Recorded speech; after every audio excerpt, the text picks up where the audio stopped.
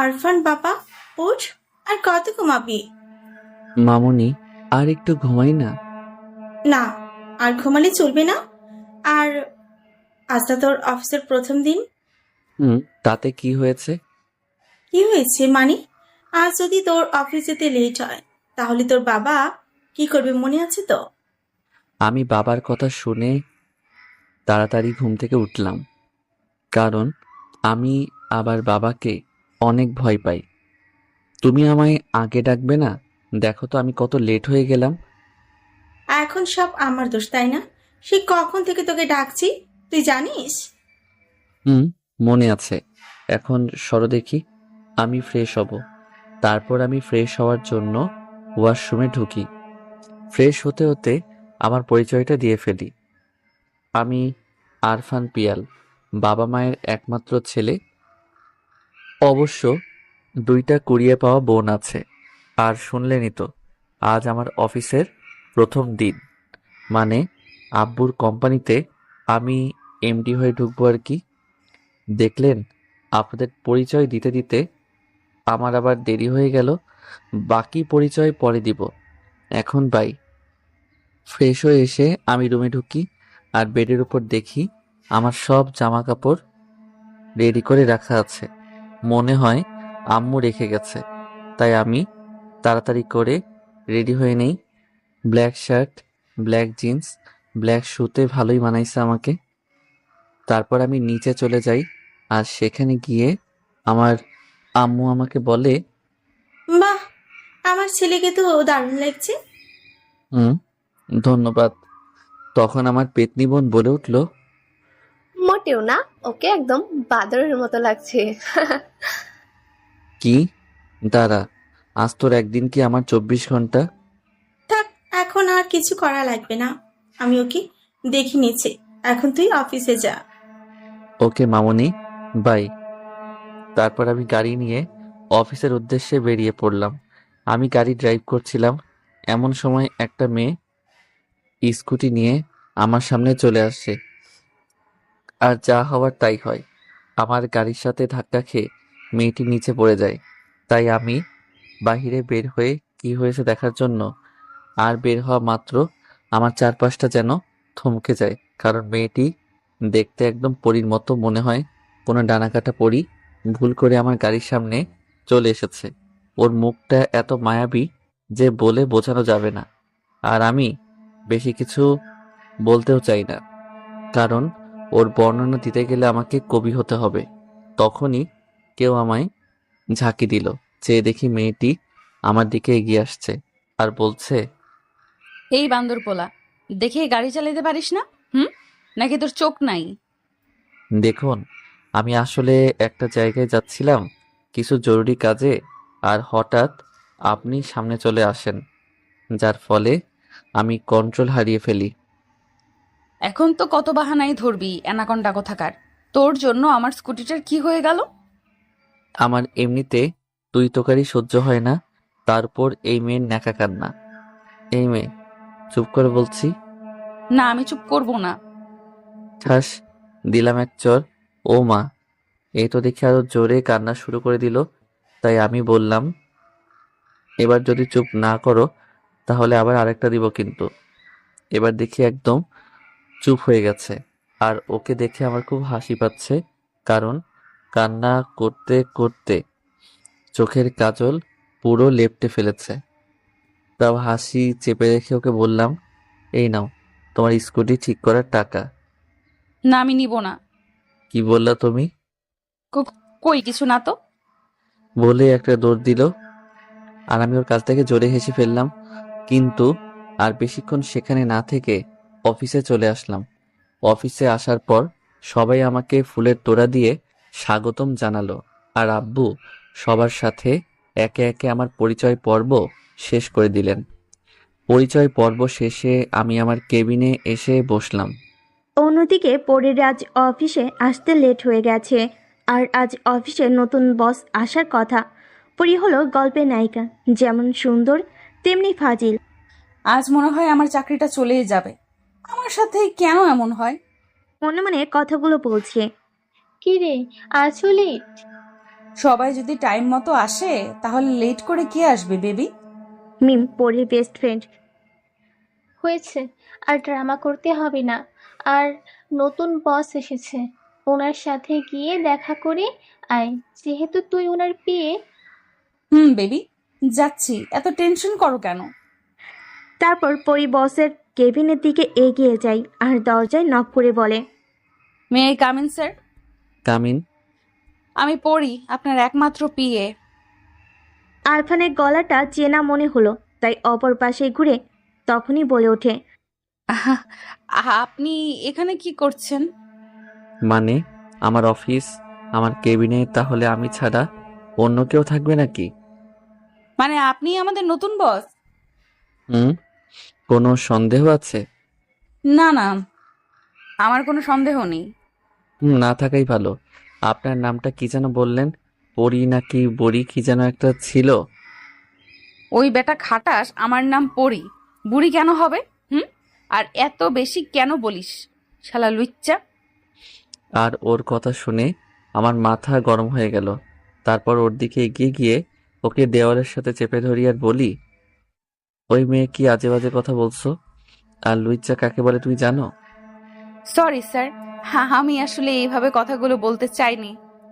কেন জানি ওর চোখের জল আমার সহ্য করতে পারলাম না, তাই আমি ওকে ছেড়ে দেই। আর ও যখনই কেবিন থেকে বের হতে যাবে তখন ওর হাতের দিকে তাকিয়ে দেখি পুরো হাত একদম রক্তের মতো লাল হয়ে আছে। পরি আমার হাত থেকে ছাড়া পাওয়ার পরে আর এক মুহূর্ত সেখানে না থেকে বের হয়ে যায় আর বাইরে গিয়ে আমাকে ইচ্ছে মতো বকতে থাকে। বেটা অ্যানাকন্ডা কোথাকার, উগান্ডার হাতি, আফ্রিকান বিড়াল, আর আর ধুর, আর কিছু মনেই আসছে না। মিম এতক্ষণ ওর বকা শুনছিল, তারপর ওর কাছে এসে বলে, কি রে, কার নামে এত সুন্দর কথা বলছিস? কার নামে আবার? তোদের ওই লুচ্চা বসকে বলছি। মানে স্যার আবার কি করলো? কি করে নাই বল। আরে বলবি তো কি করেছে? তারপর পরি সকালে ঘটে যাওয়া সব ঘটনা মিমকে বলে। আর মিম তো ওগুলো শুনে হাসতে হাসতে শেষ। তখন পরি মিমকে বলে, ওই শাকচুন্নি, তুই এভাবে হাসছিস কেন? কি, আমি শাকচুন্নি? তা নয় তো কি? দাঁড়া, আমি আজ তোর ঘাড় মটকাবো। বলে পরীকে তাড়া করতে লাগলো আর পরি বলতে লাগলো, আম্মু, আমায় বাঁচাও গো, এই শাকচুন্নি আজ আমার ঘাড় মটকায় ছাড়বে। আমি মারা গেলে আমার হবু স্বামী আর বাচ্চার কি হবে গো? এগুলো বলছে আর দৌড়াচ্ছে। তোর স্বামী আর বাচ্চাকে আমি দেখে নিব, তার আগে তোর ঘাড় মটকাবো। বলে দুজনেই দৌড়াতে লাগলো আর দৌড়ানোর এক পর্যায়ে পরি কারোর সাথে ধাক্কা খেয়ে নিচে পড়ে যায়। পরি চলে যাওয়ার পরে আমি ওর কথা ভাবতে থাকি। ওর নামের সাথে চেহারার অনেক মিল রয়েছে। ও দেখতে পুরো পরীর মতোই, যদিও একটু ফাজিল। তারপর আমি কেবিন থেকে বের হই একটু জরুরি কাজে, আর দেখি পরি পুরো অফিস দৌড়ে বেড়াচ্ছে আর কী সব আজে বাজে কথা বলছে, যা শুনে আমার খুব হাসি পাচ্ছিল। তাই আমি ওখানে দাঁড়িয়ে ওদের কাজ দেখছিলাম। আর এমন সময় পরি এসে আমার গায়ের উপর পড়ে আর আমি টাল সামলাতে না পেরে ওকে নিয়ে নিচে পড়ে যাই। আর তখনই পরি বলে ওঠে, আম্মু, আমি মনে হয় মরে গেলাম গো। আমার আর বাচ্চার মা হওয়া হলো না গো। আমি আর তোমাকে নানি ডাক শোনাতে পারলাম না গো। চোখ বন্ধ করে ন্যাকা কান্না করছে আর কথাগুলো বলছে। আমি ওর কথাগুলো শুনে হাসবো নাকি কাঁদবো কিছুই বুঝতে পারছিলাম না। কোনো মানুষ এভাবেও কান্না করে তা পরীকে না দেখলে বুঝতেই পারতাম না। তখন আমি ওকে দাঁড় করাই আর বলি, ওই মেয়ে কি আজে বাজে কথা বলছো? আর তুই মারা গেলে কখন? স্যার, আমি এখনো বেঁচে আছি। তুমি এখনো বেঁচে আছো? তারপর পরি যা করে তার জন্য আমি মোটেও প্রস্তুত ছিলাম না। তখন পরি হঠাৎ আমার গালে কিস করে বসে। পরির কাজ দেখে আমি থ হয়ে যাই। কি করব না করব কিছুই মাথায় আসছিল না। কেউ কি এভাবে কাউকে কিস করে নাকি? তাও পুরো অফিসের সামনে। আমি চারপাশে তাকিয়ে দেখি সবাই আমাদের দিকেই তাকিয়ে আছে আর মিটমিট করে আসছে। তাই আমি পরিস্থিতি ঠিক করার জন্য বলি, সবাই এখানে দাঁড়িয়ে কি করছো? তোমাদের সবার কাজ কি শেষ নাকি? না স্যার। তাহলে এখানে কি করছো? সবাই যার যার কাজে যাও। তারপর সবাই নিজের নিজের কাজে চলে যায়। আর আমি পড়ি আমার কেবিনে আসতে বলে, সেখান থেকে চলে আসি। এদিকে পরি ভাবছে, ইস, এটা আমি কি লজ্জা! আমি এখন স্যারের সামনে কিভাবে যাব? এই হয়েছে ওই মিম পেতনিটার জন্য। না জানি স্যার আমায় কি না কি বলে। তখন মিম পরীকে বলে, কি রোমান্টিক রে তুই, স্যারকে কিভাবে কিস করলি, জাস্ট ওয়াও। মিম কি বাচ্চি, রুখ, আজ তো তেরা কাচুমার বানাকে রাখুমগা। আইসে, আগে স্যারের কেবিনে যা, দেখ হয়তো সকালের মতো আরেকটা চর দেওয়ার জন্য ডেকেছে। পেতনি, তোর কোনোদিন বিয়ে হবে না। না হোক, আগে তুই স্যারের কাছে যা। তারপর পরি ভয়ে ভয়ে কেবিনে প্রবেশ করে। May I come in sir? Yeah miss Pori, come in. Actually sir, জি বলিয়ে। মানে স্যার আমি ইচ্ছে করে কিস করি নাই। ওই শাকচুনি মিম আমাকে তাড়া করেছিল আর আমি তখন নিচে পড়ে যাই, যার কারণে আমি মনে করেছিলাম যে আমি হয়তো মারাই গেছি। আমার মনে হয় আর মা হওয়া হলো না, আর আমার সন্তানরা এতিম হয়ে গেল, অনাথ হয়ে গেল। আর যখন দেখি আমার কিছু হয় নাই, তখন আমি অনেক হ্যাপি হয়ে যাই, যার কারণে আপনাকে কিস করে দেই। আর আমি তোর কথা শুনে থ হয়ে গেছি, আর মনে মনে বলছি, এই মেয়ে মনে হয় পাগলা কারোর থেকে পালিয়ে এসেছে। তখন আমার ঘোর কাটে পরীর ডাকে। স্যার, আমি কিছু করি নাই, যা করেছে ওই সব শেওড়া গাছের পেতনি করেছে। তাই প্লিজ আমায় মারবেন না। আমি তোমায় কেন মারবো? আমি জানি স্যার, আপনি আমাকে মারার জন্যই ডেকেছেন। এই চুপ করে বলছি। তাই আমি আর সহ্য না করতে পেরে ওকে একটানে আমার বুকের মাঝে নিয়ে আসি, আর ওর মুখটা উঁচু করে ওর ঠোঁট জোড়া আমার দখলে নিয়ে আসি। পাক্কা 10 মিনিট পরে ওকে ছাড়ি। আমার এরকম কাণ্ড দেখে পরি ফ্রিজ হয়ে এক জায়গায় দাঁড়িয়ে রইল। তখন আমি পরির কানে কানে বলি, পরি তো শখ হয়ে আছে। ও ভাবতেও পারিনি যে আমি এমন কিছু করব। তাই আমি আবার ওকে বললাম, আরেকবার টেস্ট করাবে নাকি? তখন পরি রেগে গিয়ে বলল, বেটা লুচু, তুই আমার সাথে কথা বলবি না। ইঁদুর, বিড়াল, বুনো হাতি, তুই আমাকে কিস করলি কেন? আমার যদি এখন বাবু হয়ে যায়, তাহলে আমাকে কেউ বিয়ে করবে না। ওর কথা শুনে আমি হাসবো নাকি কান্না করব কিছুই বুঝতে পারছিলাম না। কিস করলেও কারো বাবু হয়? কিস করলে বাবু হয় তোমায় কে বলল? আমি মুভিতে দেখেছি, যখন নায়ক নায়িকাকে কিস করে তারপর ওদের বাবু হয়। আর আপনি আমায় কিস করেছেন। আহাহা। ওই বেটা খবিস, তুই হাসছিস কেন? তোর নামে তো আমি শিশু নির্যাতনের মামলা করব। এখানে শিশু কোথা থেকে আসলো শুনি? কেন, আমিই তো শিশু। ওর কথা শুনে আমি আরো জোরে হাসতে লাগলাম। বলে কিনা ও শিশু।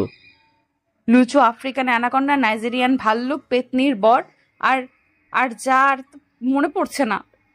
ওর কথা শুনে আমার মাথা ঘুরতে শুরু করে। তাই আমি ওকে বলি, তুমি যদি আর একটা কথা বলো তাহলে তোমায় এক্ষুনি বাবুরাম্মু করে দিব কিন্তু। না। বলে এক দৌড়ে আমার কেবিন থেকে পালিয়ে যায়। আমি ওর কাজ কারবার দেখে হেসে ফেলি আর মনে মনে বলি, পাগলি একটা। পরি দৌড়ে আমার রুম থেকে বাহির হয়ে যায় আর বাইরে গিয়ে হাঁপাতে থাকে। তখন মিম এসে পরীকে আস্ক করে, কি রে, এত হাঁপাচ্ছিস কেন? অ্যানাকন্ডার থেকে পালিয়ে এসেছি, তাই হাঁপাচ্ছি। সে কি রে, অফিসে অ্যানাকন্ডা কোথা থেকে আসলো? আরে, এই অ্যানাকন্ডা সেই অ্যানাকন্ডা নয়, এ হলো মানুষ অ্যানাকন্ডা। মানুষ অ্যানাকন্ডা আবার কে? কে আবার? ওই বেটা লুচু স্যার।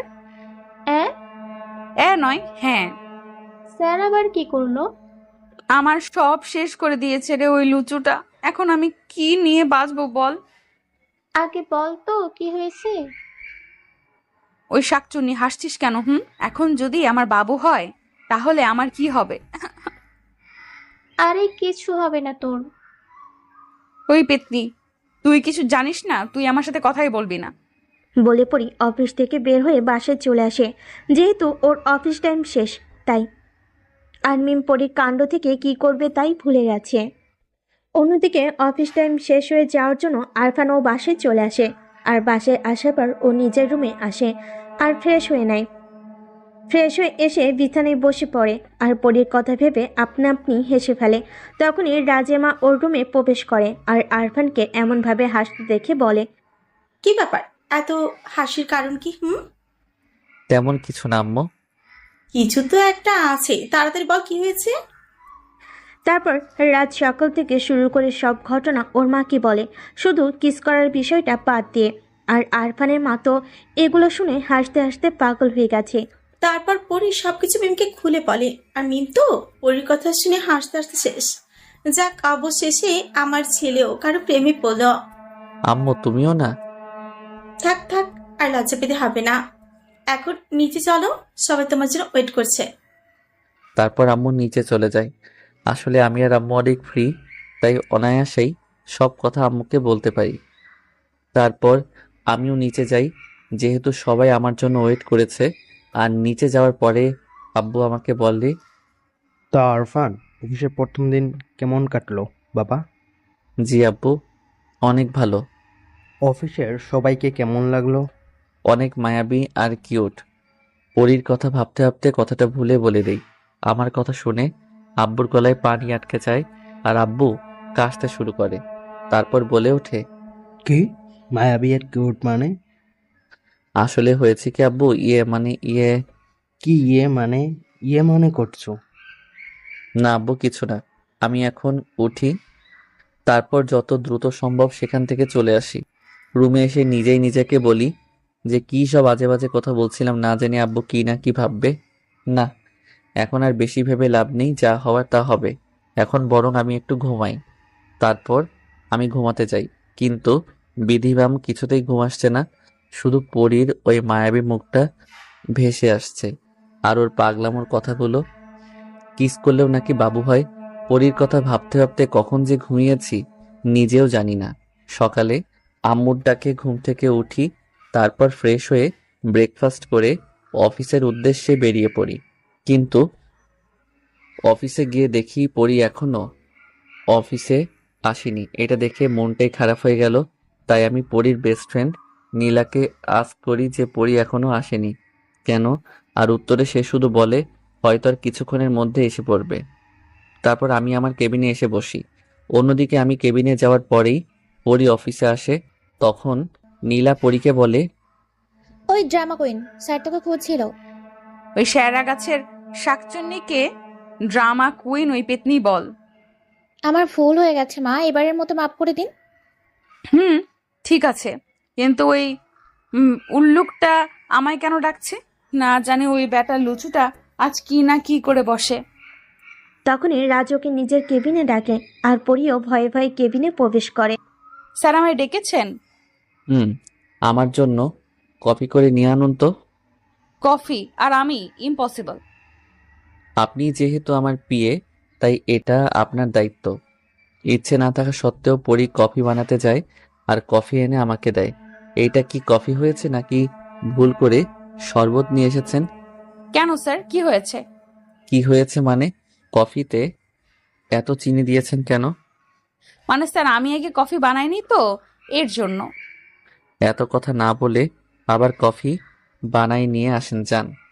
তারপর পরী আবার কফি বানাইতে গেল এবং পরপর কয়েকবার একই ভুল করলো। তাই আমি বললাম, এবার যদি ঠিকমতো কফি না বানাইতে পারো তাহলে কিন্তু আবার ওইটা টেস্ট করব। কোনটা স্যার? ওই যে কালকে টেস্ট করাইলে ওইটা। আমার কথা শুনে পরী খুব রেগে যায় আর বলে, ওই ব্যাটা অ্যানাকন্ডা, তোর লজ্জা করে না এইসব কথা বলতে? ব্যাটা খবিস লুচু। বলেই রুম থেকে পালিয়ে গেল। কিছুক্ষণ পরে পরী একটা কফির মগ হাতে নিয়ে আমার কেবিনে আসলো আর বলল, স্যার, এইবার খেয়ে বলুন তো কেমন হয়েছে। রাখো। কি ব্যাপার, এত ভালো করে খেতে বলছে, নিশ্চয়ই কোনো গড়বড় আছে। কি হলো স্যার, এত কি ভাবছেন? তাড়াতাড়ি খান। তুমি এত কষ্ট করে কফি বানিয়ে নিয়ে আসলা, আমি আগে কিভাবে খাই বলো তো? তাই বলছিলাম কি, তুমি একটা কাজ করো, কি কাজ স্যার? কফিটা তুমি আগে টেস্ট করো। না, আমি ওই কফি খাবো না। তা বললে কি করে হয় বলো? তারপর আমি কফির মগটা হাতে নেই আর পরীকে খাওয়াই দেই। কফি খাওয়ার পরেই পরী ঝাল বলে চিৎকার করে ওঠে আর পুরো রুমে ঝাল ঝাল বলে দৌড়াতে থাকে। আর আমি ওর দিকে তাকিয়ে দেখি ওর পুরো মুখটা লাল হয়ে গেছে আর চোখ দিয়ে টপ টপ করে পানি পড়ছে। তাই আমি ওর দিকে পানির গ্লাস এগিয়ে দেই, কিন্তু এতেও বিশেষ কোনো লাভ হয় না। পরিস্থিতি বেগতিক দেখে আমি পরীকে একটা দেওয়ালের সাথে চেপে ধরি আর ওর রক্তিম নেশা ঝরানো ঠোঁটগুলো নিজের আয়ত্তে নিয়ে নেই। আমি ওর ঠোঁটগুলো জোরে জোরে চুষতে থাকি যতক্ষণ না ঝালটা কমে আসে। প্রায় অনেকক্ষণ পরে ওর ঠোঁটে ঝাল ভাবটা কমে আসে, তাই আমি ওকে ছেড়ে দেই আর দিকে তাকিয়ে দেখি ওর চোখ দিয়ে এখনো পানি ঝরছে। তাই আমি নিজ হাতে ওর চোখের পানি মুছে দেই আর নিজের অজান্তেই পরীর কপালে আলতো করে একটা ভালোবাসার পরশ বসিয়ে দেই। আর তখন পরী আমাকে এক ধাক্কা মারে, যার ফলে আমি ওর থেকে ছিটকে কিছুটা দূরে গিয়ে পড়ি আর পরী এক দৌড়ে কেবিন থেকে বের হয়ে যায়। তখন আমি নিজেই নিজেকে ধিক্কার জানাতে থাকি আর বলি, যাকে ভালোবাসি তাকে কিভাবে কষ্ট দিতে পারলাম। অন্যদিকে পরি নিজের ডেস্কে গিয়ে কান্না শুরু করে দেয়। আর পরি কান্না শুনে নীলা ওর কাছে আসে আর বলে, কি রে, কান্না করছিস কেন? পরি নীলাকে দেখা মাত্র ওকে জড়িয়ে ধরে আর বলতে থাকে, আপনি কেন সবসময় আমার সাথে এমন করেন? বাবু, কি হয়েছে তোমার? কিছু তো বলো। আর কে তোমার সাথে এমন করে? তারপর পরি কিছুক্ষণ আগের সব ঘটনা নীলাকে বলে আর নীলা সব শুনে বলে, হয়তো স্যার তোকে ভালোবাসে, যার কারণে তোর সাথে দুষ্টামি করে। ভালোবাসে মানে? ভালোবাসে, আর তোকেই ভালোবাসে। আজ সকালে তুই যখন আসতে লেট করছিলি, তখন স্যারের চোখে তোর জন্য অস্থিরতা দেখতে পেয়েছিলাম। তার সাথে ভালোবাসো? কি বলছিস তুই এগুলো? আর উনি কে আমায় ভালোবাসতে যাবেন? দেখ, আমার যা মনে হয়েছে আমি তোকে তাই বললাম। এখন ব্লিপ করা আর না করা তোর ব্যাপার। আমি এখন এইসব বিষয়ে ভাবতে পারছি না, আমি এখন বাসায় যাব। তারপর পরি বাসায় চলে যায় আর আরফান ভাবতে থাকে, না, আর এইভাবে চলা যাবে না। পরীকে বলতে হবে যে আমি ওকে ভালোবাসি, না হলে অনেক দেরি হয়ে যাবে। তারপর আমি কেবিন থেকে বেরিয়ে পরীর ডেস্কে যাই, কিন্তু সেখানে পরীকে না দেখে পুরো অফিস ওকে খুঁজতে থাকি, কিন্তু কোথাও দেখতে পাই না। তাই আমি নীলার কাছে গিয়ে বলি, নীলা, পরীকে দেখেছো? জি স্যার, পরি তো কিছুক্ষণ আগে অফিস থেকে বের হয়েছে। ও আচ্ছা, তুমি যাও। ম্যাডাম মনে হয় রাগ করেছেন, তবে ব্যাপার না, কালকে ওর সব রাগ আমি ঠিক করে দিব। তারপর আমিও কিছু জরুরি কাজ করে বাসায় চলে আসি। বাসায় আসার পর আম্মুর সাথে একটু কথা বলে নিজের রুমে চলে যাই। রুমে গিয়ে প্রথমে ফ্রেশ হই, তারপর ল্যাপটপ নিয়ে একটু অফিসের কাজ করতে বসি, কিন্তু কিছুতেই কাজে মন বসছে না। শুধু পরীর কথাগুলো মনে পড়ছে, ওর পাগলি কাজগুলো, ওর বলা সব কথাগুলো যেন একটু বেশি মনে পড়ছে। মন চাইছে শুধু পরীকেই দেখতে। হয়তো কেউ একে ভালোবাসা বলে, আবার কেউ ভালোবাসা, কিন্তু আমার এগুলো থেকে অনেক বেশি কিছুই মনে হচ্ছে, কারণ এখন একটা মুহূর্ত আমি ওকে ছাড়া কল্পনা করতে পারি না। সবাই হয়তো এটাকে পাগলামো বলবে, তাতে আমার কিছু না, কারণ আমি ওর জন্য পাগল। আই অ্যাম ক্রেজি অ্যাবাউট পরী। পরীর কথা ভাবতে গিয়ে কেন জানি মনটা আপনা আপনি ভালো হয়ে গেল। তাই আমি নিজেকেই বললাম, না, আর দেরি করা চলবে না। আমি কালকেই পরীকে আমার মনের কথা বলে দিব, নয়তো অনেক দেরি হয়ে যাবে। এসব কথা ভাবছিলাম, তখন আম্মু ডিনার করার জন্য ডেকে নিয়ে গেল। অন্যদিকে পরী ভাবছে, স্যার কি সত্যিই আমাকে ভালোবাসে, নাকি নীলা শুধু শুধু এই কথাটি বলল? উফ, আমি এই অ্যানাকন্ডাটার কথা কেন ভাবছি? ব্যাটা লুচু একটা। তারপর পরিও আরফানের কথা ভাবতে ভাবতে ঘুমিয়ে পড়ে। পরের দিন সকালবেলা ঘুম থেকে খুব তাড়াতাড়ি উঠে রাজ, আর ঘুম থেকে উঠেই ভাবতে থাকে কিভাবে পরীকে ভালোবাসার কথাটি বলবে। তখন আরফানের আম্মু ওকে বলে, কি রে, কি নিয়ে তো ভাবছিস? আম্মু একটা কথা বলবো? এতে আবার অনুমতি নেওয়ার কি আছে? না, মানে আমি ভাবছিলাম যে আজ পরীকে প্রপোজ করব, কিন্তু কিভাবে করব বুঝতে পারছি না। সেটা তো ভালো কথা। এতে এত ভাবার কি আছে? যা বলার সরাসরি বলে দে। ওকে আম্মু, বাই। তারপর আরফান অফিসে চলে যায় আর গিয়ে দেখে এখনো পরী আসেনি। তাই সে নীলার কাছে যায় আর ওকে সবকিছু বুঝিয়ে দেয় যে কি করতে হবে। আর নীলাও আরফানের কথা মতো সব কাজ করে। বেশ কিছুক্ষণ পরে পরী আসে আর কি যেন বক বক করছে, তাই নীলা ওর কাছে যায় পরি কি বলছে সেটা শোনার জন্য। তখন ও শুনে, ওই বেটা অ্যানাকন্ডার জন্য আজও আমার অফিসে লেট হইল। আফ্রিকান জিরাফ লুচু কোথাকার। ওই সকাল সকাল কার পিছে লেগেছিস? হ্যাঁ, কার আবার? ওই লুচু স্যারের পিছে। হইছে, আর কিচ্ছু বলতে হবে না। আর স্যার তোকে খুঁজছে। যাচ্ছি। তারপর পরি ওর ডেস্কে চলে যায়। অন্যদিকে আরফান পরির জন্য নিজের কেবিনে অপেক্ষা করছিল। তখন হঠাৎ কেউ একজন ওর কেবিনে প্রবেশ করে আর আরফান বেশি দেরি না করে বলে, ভালোবাসার কথা কি বলতে সেটা আমার জানা নেই, শুধু এটা জানা আছে যে আমি তোমাকে ভালোবাসি। ভালোবাসা কাকে বলে এটাও আমার জানা নেই, তবে এটা জানি তোমাকে ছাড়া আমি অসম্পূর্ণ। আমার জানা নেই যে শুধু 3টা শব্দ ভালোবাসার কথা বলা যায় কিনা, তবুও তোমায় বলতে চাই, I love you, I really love you, will you be mine? I love you too, baby. Arfan মেয়েটির কণ্ঠ শুনে ওর দিকে তাকায় আর যা দেখে তাতে ও চমকে যায়, কারণ ওর সামনে পরি না, মায়া দাঁড়িয়ে আছে। মায়া হলো আরফানের বাবার বন্ধুর মেয়ে। আর আরফান দরজার দিকে তাকিয়ে দেখে সেখানে পরি দাঁড়িয়ে আছে আর হাত দিয়ে চোখের পানি মুছছে। আর সে আরফানকে দেখা মাত্রই সেখান থেকে চলে আসে। তারপর পরি নিজের ডেস্কে এসে কান্নায় ভেঙে পড়ে আর ভাবতে থাকে আরফান কিভাবে পারলো ওর সাথে এমন করতে। অন্য কাউকে ভালোবেসো কেন ওর সাথে এমন করলো? আপনারা হয়তো ভাবছেন মায়া কে, তাহলে শুনুন, মায়া হলো বড়লোক বাবার বকে যাওয়া মেয়ে আর ও আরফানকে ভালোবাসে। আরফানকে বলে ভুল হবে, ও ভালোবাসে আরফানের সম্পত্তিকে। পরি কিছুতেই নিজের কান্না থামাতে পারছে না। হয়তো এটা ভালোবাসা হারানোর কান্না, যা সহজে থামবে না, কারণ ভালোবাসা শুধু একটা শব্দ হলেও এর গভীরতা অনেক। পরীকে এভাবে কাঁদতে দেখে নীলা পরীর কাছে যায় আর পরীর মাথায় হাত বুলিয়ে বলে, বাবু তুমি কান্না করছো কেন? তুমি জানো না তোমার কান্না আমি সহ্য করতে পারি না? পরি নীলার কথা শুনে একবার ওর দিকে তাকায়, তারপর আবার ওকে জড়িয়ে ধরে কান্না শুরু করে আর বলে, উনি কেন আমার সাথে এমন করলো? আমি কি দোষ করেছিলাম? আমাকে ভালো করে বলতো কি হয়েছে, আর কে তোর সাথে কি করেছে? তারপর পরি কিছুক্ষণ আগে ঘটে যাওয়া সমস্ত ঘটনা নীলাকে খুলে বলে। তারপর আবার নীরবে কান্না করতে থাকে। তখন নীলা বলে, আমার দিকে তাকা আর আমার কথার উত্তর দে। ভালোবাসিস স্যারকে? কি হলো বল? না আমি জানি না, কিন্তু অন্য কোনো মেয়ের সাথে ওনাকে সহ্য করতে পারছি না। আরে পাগলি, এটাই তো ভালোবাসা। আচ্ছা তুই এখন বাসায় যা, আমি দেখছি কি করা যায়। তারপর এক প্রকার জোর করে পরীকে পাশে পাঠায় নীলা, কারণ নীলা জানে আরফান আর পরীর মাঝে কিছু একটা ভুল বোঝাবুঝি হয়েছে। কজ আরফান সকালে বলেছিল যে ও পরীকে ভালোবাসে আর সে পরীর পছন্দ অপছন্দ সম্পর্কে সব জেনেও নিয়েছিল। অন্যদিকে আরফান বুঝতে পারছে না যে তার সাথে কি হচ্ছে। যেখানে পরীর থাকার কথা সেখানে মায়া কেমন করে আসলো। আর আরফান কিছু বুঝে ওঠার আগেই মায়া এসে আরফানকে জড়িয়ে ধরে আর বলে, I love you, baby. তোমাকে সেই কতদিন ধরে কথাটি বলছিলাম আর তুমি রাজি হলে। Today I am so happy, baby. Let's enjoy. বলেই আমাকে কিস করতে চাই।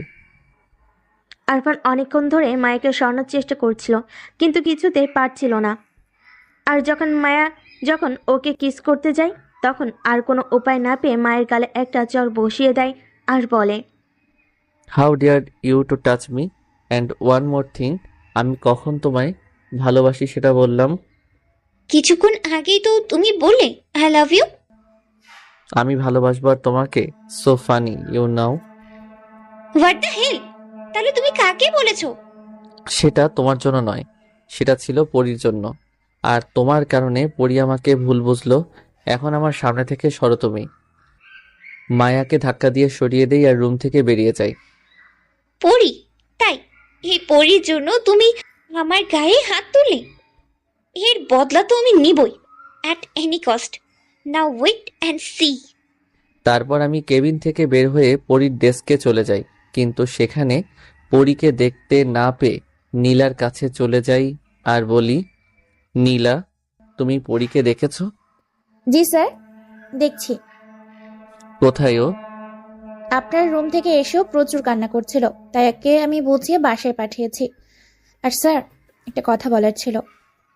বলো। আপনাকে পরী অনেক বেশি ভালোবাসে, তাই অন্য কোনো মেয়ের সাথে আপনাকে সহ্য করতে পারছিল না। তাই সে আপনার রুম থেকে এসে অনেকক্ষণ কান্না করেছিল। আমি অনেক কষ্টে ওকে বাড়ি পাঠিয়েছি। ধন্যবাদ নীলা। আর পরীর ঠিকানা কি দিতে পারবে? কেন পারবো না, কিন্তু পরীর বাসার ঠিকানা দিয়ে আপনি কি করবেন? ওর বাসায় যাব। তারপর আমি নীলার কাছ থেকে পরীর বাসার ঠিকানাটা নিয়ে বেরিয়ে পড়ি আর ভাবতে থাকি যে পাগলিটাও আমাকে ভালোবাসে। কেন জানি মনটা খুব ভালো হয়ে গেল পরীর কথা ভেবে। অন্যদিকে এত জলদি অফিস থেকে ফিরে আসা দেখে পরীর মা বেশ অবাক হয়ে যায়, কারণ পরী কখনো এমন করে না। তাই উনি পরীকে বলেন, কি ব্যাপার, আজ এত তাড়াতাড়ি ফিরে আসলে যে? এমনিতেই ভালো লাগছিল না তাই। তোর শরীর ঠিক আছে তো মা? মা আমি ঠিক আছি, আর আমাকে একটু ঘুমাতে দাও তো। তারপর পরী ওর ঘরে দরজা লাগিয়ে দেয় আর শুয়ে শুয়ে কান্না করতে থাকে।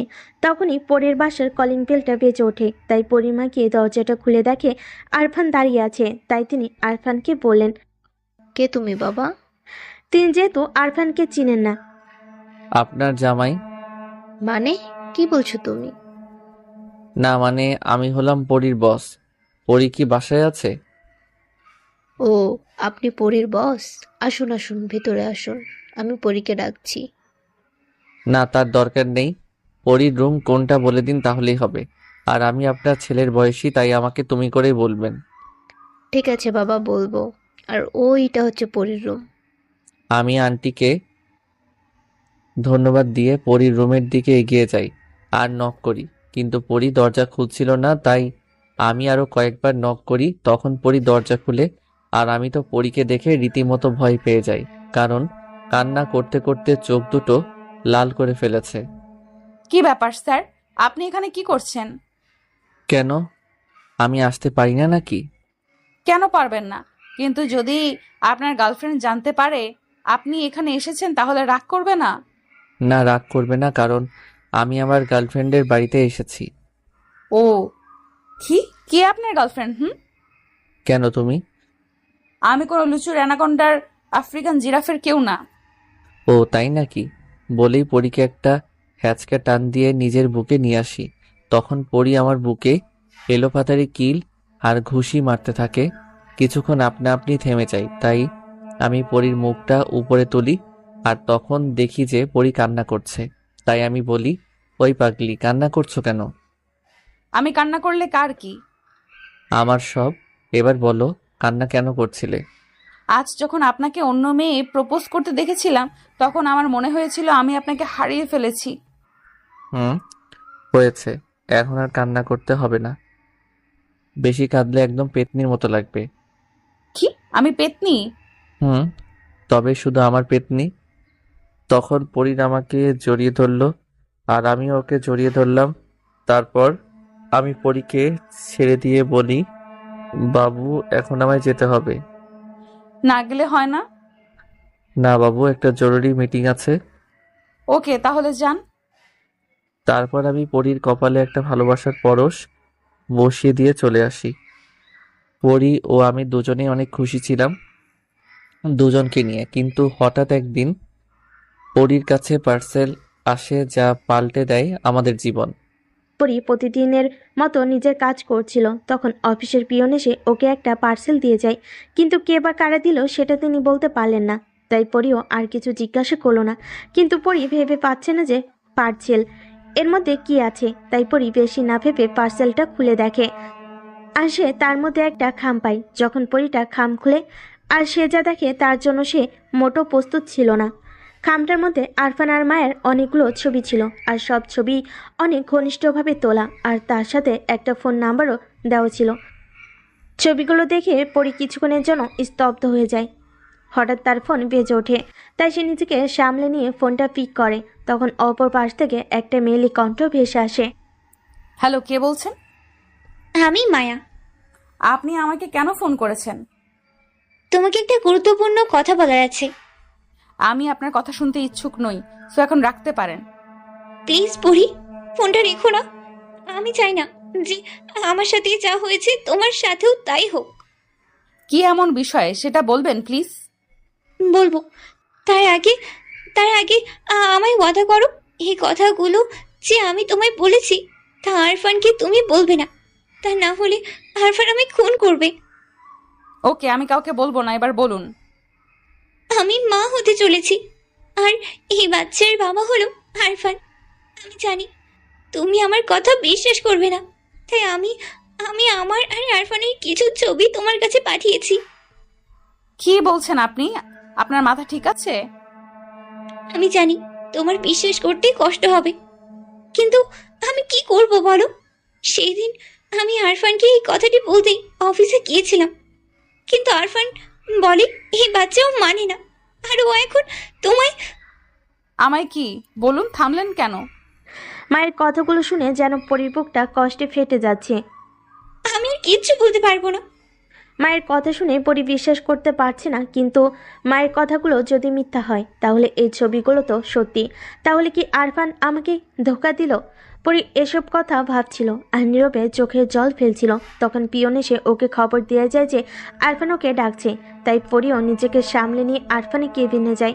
তখন আরফান বলে, জানো, তুমি জানো না, তোমায় না দেখে আমি থাকতে পারি না। তবে কেন সবসময় দূরে দূরে থাকো? পরীকে নিজের কোলের উপর বসিয়ে কথাগুলো বললাম। এই তো আমি এসেছি। যদিও আফরানের সাথে আমার কথা বলতে মন চাইছে না। জানো। তারপর আরফান পরীর ঘাড় থেকে চুল সরিয়ে ওর ঘাড়ে একটা কিস করে।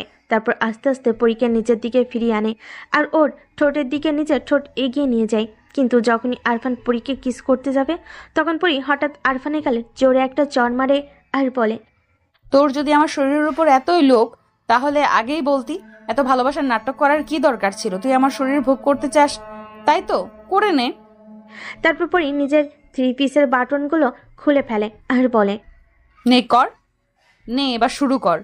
তুই তো শুধু আমার শরীরকে ভালোবাসিস, তার জন্যই এত নাটক করেছিস। এবার তোর মনের আশা পূরণ কর। পরীর কথা শুনে আমার মাথা গরম হয়ে যায়। পরী কিভাবে ভাবতে পারলো যে আমি ওর শরীরকে ভালোবাসি? তাহলে কি পরী এতদিনেও আমাকে চিনতে পারে নাই? তখন পরী আবার একই কথা রিপিট করে। তাই এবার আর নিজেকে কন্ট্রোল করতে না পেরে পরীর গালে একটা চড় মেরে দেই আর বলি, কি আজে বাজে কথা বলছো তখন থেকে? আর আমি তোমাকে ভালোবাসি, তোমার শরীরকে নয়। ও রিয়েলি? সত্যি কি তাই মিস্টার আফরান? মানে তুমি কি আমাকে বিশ্বাস করো না? বিশ্বাস? তাও আপনাকে? হাসালেন মিস্টার আফরান চৌধুরী। আপনাকে বিশ্বাস করা মানে? তোমার কথা আমি কিছু বুঝতে পারছি না, প্লিজ ক্লিয়ার করে বলো। যে লোক অন্য একটা মেয়ের জীবন নিয়ে খেলতে পারে তাকে কিভাবে বিলিভ করব বলতে পারেন? যে লোক একজন প্রেগন্যান্ট মেয়েকে একা ছেড়ে দিতে পারে তাকে বিলিভ করব? What are you talking? Are you out of your mind? না, আমি একদম ঠিক আছি। আর হ্যাঁ, কালকে আপনি আমায় ছেড়ে যাবেন না, তার কোনো গ্যারান্টি আছে কি? পরি, বিলিভ করো আমি তোমাকে ভালোবাসি, আর অন্য কাউকে না। ও তাই নাকি? তাহলে এগুলো কি মিস্টার আফরান চৌধুরী? আমি ওই ছবিগুলো দেখে কি বলবো কিছুই বুঝতে পারছিলাম না, কারণ ছবিতে আমার চেহারা স্পষ্ট দেখা যাচ্ছে, কিন্তু আমি মায়ার সাথে কোনো পিক তুলি নাই। তাও আমি বললাম, বিলিভ করো পরি, এই ছবিগুলোতে আমি নই। ও তাই নাকি? এখন তো বলবে যে মায়ার পেটে যে বাচ্চাটি আছে সেটিও আপনার না। বাচ্চা মানে? কিসের বাচ্চার কথা বলছো তুমি? আর মায়ার পেটেই বা আমার বাচ্চা কেমন করে আসবে? হ্যাঁ, বাচ্চা আপনার আর মায়ার নাজায়েজ বাচ্চা। আপনাদের করা পাপের ফসল মিস্টার আফরান চৌধুরী। পরীর বলা কথাগুলো আমার কানে তীরের মতো বিঁধছিল। তাই আমি টেবিলের উপর একটা জোরে ঘুষি মারি আর টেবিলটি কাচের হওয়ায় ভেঙে টুকরো টুকরো হয়ে যায়, আর আমার হাতও অনেক কেটে যায়, আর সেখান থেকে প্রচুর ব্লিডিং শুরু হয়। কিন্তু আমার হাত থেকে এভাবে রক্ত পড়তে দেখেও পরি কিছু করলো না। এটা দেখে আমার আরো বেশি কষ্ট হলো, কারণ অন্য সময় যদি আমার হাতে একটা সুইও লাগতো তাহলে সবচেয়ে বেশি কষ্ট পরি পেত। আর এখন? তাই আমি বললাম, ওকে, তুমি যদি তাই মনে করে থাকো তাহলে তাই হবে। আমি মায়াকে বিয়ে করব, আর সেটা যত তাড়াতাড়ি সম্ভব। কথাটি বলেই আমি সেখান থেকে চলে আসি। আর আমার মুখে বিয়ের কথা শুনে পরির অনেক কষ্ট হচ্ছে। কষ্ট হবেই না কেন? ভালোবাসার মানুষটি যদি চোখের সামনে অন্য কারো হয়ে যায় তাহলে কষ্ট হওয়াটাই স্বাভাবিক। অন্যদিকে আরফান অফিস থেকে বের হয়ে সোজা বাসে চলে আসে আর ভাবতে থাকে কিভাবে পরীর ভুলগুলো শুধরাবে, কিভাবে কি করবে। তখনই আরফানের মাথায় একটা বুদ্ধি আসে, তাই সে দেরি না করে কাজে লেগে পড়ে। কিন্তু অন্যান্য দিন আরফান আগে তার মার সাথে দেখা করত, কিন্তু আজ করে নাই। তাই আরফানের আম্মু আরফানের রুমে যায়, আর তিনি রুমে ঢুকে শকড হয়ে যায়, কারণ পুরো রুমে রক্ত পড়ে আছে আর আরফানের হাত থেকে রক্ত ঝরছে। তিনি আর দেরি না করে আরফানের কাছে চলে যান আর আরফানের হাত ধরে বলে, আরফান বাবা, কিভাবে হলো এগুলো? বল বাবা, কিভাবে হলো? নিজের মাকে বলবি না? তখনই আরফান বলা শুরু করলো, সব শেষ আম্মু, সবকিছু শেষ।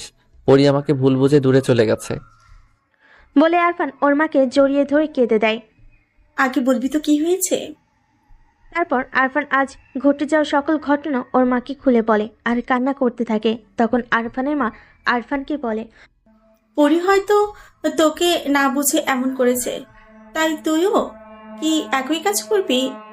না আম্মু, পরি যখন চায় তাহলে তাই হবে।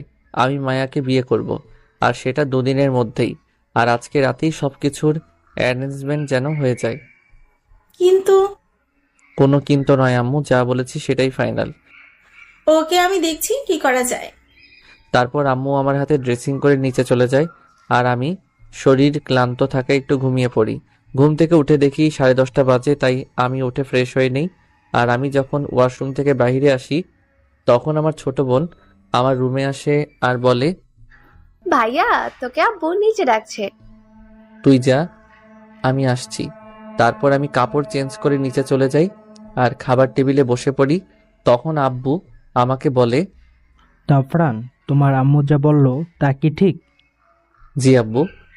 হঠাৎ এমন ডিসিশন নেওয়ার কারণটা কি জানতে পারি? অবশ্যই, তবে আম্মুর কাছ থেকে জেনে নিও। ওইসব কথা বলতে মন চাইছে না। ওকে, তুমি যদি বলতে না চাও তাহলে থাক, তোমার আম্মুর কাছ থেকেই শুনে নেব। ধন্যবাদ আব্বু। তা তুমি কি চাও? মানে বিয়েটা কবে হলে তোমার ভালো লাগতো আর কি? আমি চাই বিয়েটা যত দ্রুত সম্ভব হয়ে যাক। ইনফ্যাক্ট কাল কিংবা পরশু হলে আরো ভালো হয়। ঠিক আছে, এই সপ্তাহের মধ্যেই তোমার বিয়েটা দেব। আর আমি কার্ডের অর্ডার দিয়েছি, কাল সকালেই চলে আসবে। তুমি একটা কাজ করো, অফিসের সবাইকে তুমি ইনভাইট করো। ঠিক আছে আব্বু। তারপর আমি রুমে চলে আসি আর ঘুমানোর চেষ্টা করি, কিন্তু কিছুতেই ঘুম আসছে না। শুধু পরীর কথা মনে পড়ছে, তাই বেলকনিতে যাই আর সেখানে থাকা রকিং চেয়ারে বসে পড়ি আর পরীর কথা ভাবতে থাকি। পরীর কথা ভাবতেই চোখ দিয়ে দুফোঁটা অশ্রু গড়িয়ে পড়ল। কোনো মতে রাতটা পার করলাম। তারপরে সকালবেলা ঘুম থেকে উঠে ফ্রেশ হয়ে অফিসে চলে আসি। যদিও সারা রাত দু চোখের পাতা এক করতে পারি নাই। অফিসে গিয়ে সবাইকে আমার বিয়েতে ইনভাইট করি, কিন্তু পরি এখনো আসে নাই। তাই ওর কার্ডটা আমার কাছে রেখে দেই আর নীলাকে বলে আসি পরি আসলে যেন আমার সাথে দেখা করে। কিন্তু আমি যখন নীলাকে কথাগুলো বলছিলাম, তখন ওর চোখেও পানি ছিল। তাই আমি সেখানে বেশিক্ষণ না দাঁড়িয়ে আমার কেবিনে চলে আসি। কিছুক্ষণ পরে কে যেন আমার কেবিনে প্রবেশ করে। কে এসেছে দেখার জন্য আমি পেছনে তাকাই আর দেখি পরি দাঁড়িয়ে আছে, কিন্তু ওর চোখের নিচে কালো দাগ পড়ে আছে। মনে হয় সারা রাত কান্না করেছে, যা দেখে আমার একটু কষ্ট হলো। তখন পরি বলল, স্যার আমায় ডেকেছিলেন? আর এইটা নিন। কি এটা স্যার? আমার হাত থেকে কার্ডটা নিতে লেগে বলল, আমার বিয়ের কার্ড। আমার মুখ থেকে বিয়ের কথা শোনার সাথে সাথে পরীর হাত থেকে কার্ডটা পড়ে যায় আর ওর চোখে পানি চলে আসে। তাও নিজেকে সামলে নিয়ে বলে, কংগ্রেস স্যার। কথাটি বলার সময় ওর গলা কাঁপছিল। Thank you. And one more thing, আমার বিয়ের সকল অ্যারেঞ্জমেন্ট তোমাকেই করতে হবে, understand? Yes sir, I understand. তুমি এখন যেতে পারো। আর শোনো, আমি আর মায়া কিছুক্ষণ পর শপিংয়ে যাব, তাই তুমিও রেডি থেকো। আমি গিয়ে কি করব স্যার? তুমি আমার পিএ। কিন্তু sir. I don't need any excuse. Now you can go. Sir বুঝেছি। এখন আসি। কথাগুলো বলার সময় ওর চোখে পানি লক্ষ্য করলাম। তারপর পরি আমার কেবিন থেকে বেরিয়ে গেল, আর আমি ওর সাথে এমন বিহেভ করার জন্য নিজেকেই ধিক্কার দিতে থাকলাম। যাকে এত ভালোবাসি তাকে কিভাবে কষ্ট দিতে পারলাম? আমারও যে কিছু করার নেই। তখন কে যেন আমার কেবিনে প্রবেশ করলো, তাই আমি দেখার জন্য দরজার দিকে তাকাই। তখন দেখি যে মায়া দাঁড়িয়ে আছে। বাবু, কেমন আছো? ভালো। তুমি কেমন আছো? মায়াকে তো মনে হচ্ছে খুন করে ফেলি। ভালো। তখনই পরি কি একটা কাজে আমার কেবিনে আসে আর দেখে যে মায়া আমাকে জড়িয়ে ধরে আছে। তাই সে বলে, সরি স্যার, আসলে আমি। ওই মেয়ে, তোমার কমন সেন্স নেই? এভাবে না বলে কারোর রুমে ঢুকে পড়েছো? সরি ম্যাম, আমি আসলে বুঝতে পারি নাই। আমি এখন আসছি। তারপর পরি গোপনে নিজের চোখের জল মুছে নিল, যা আমার চোখ এড়ালো না। কিন্তু আমার এখন কিছুই করার নাই।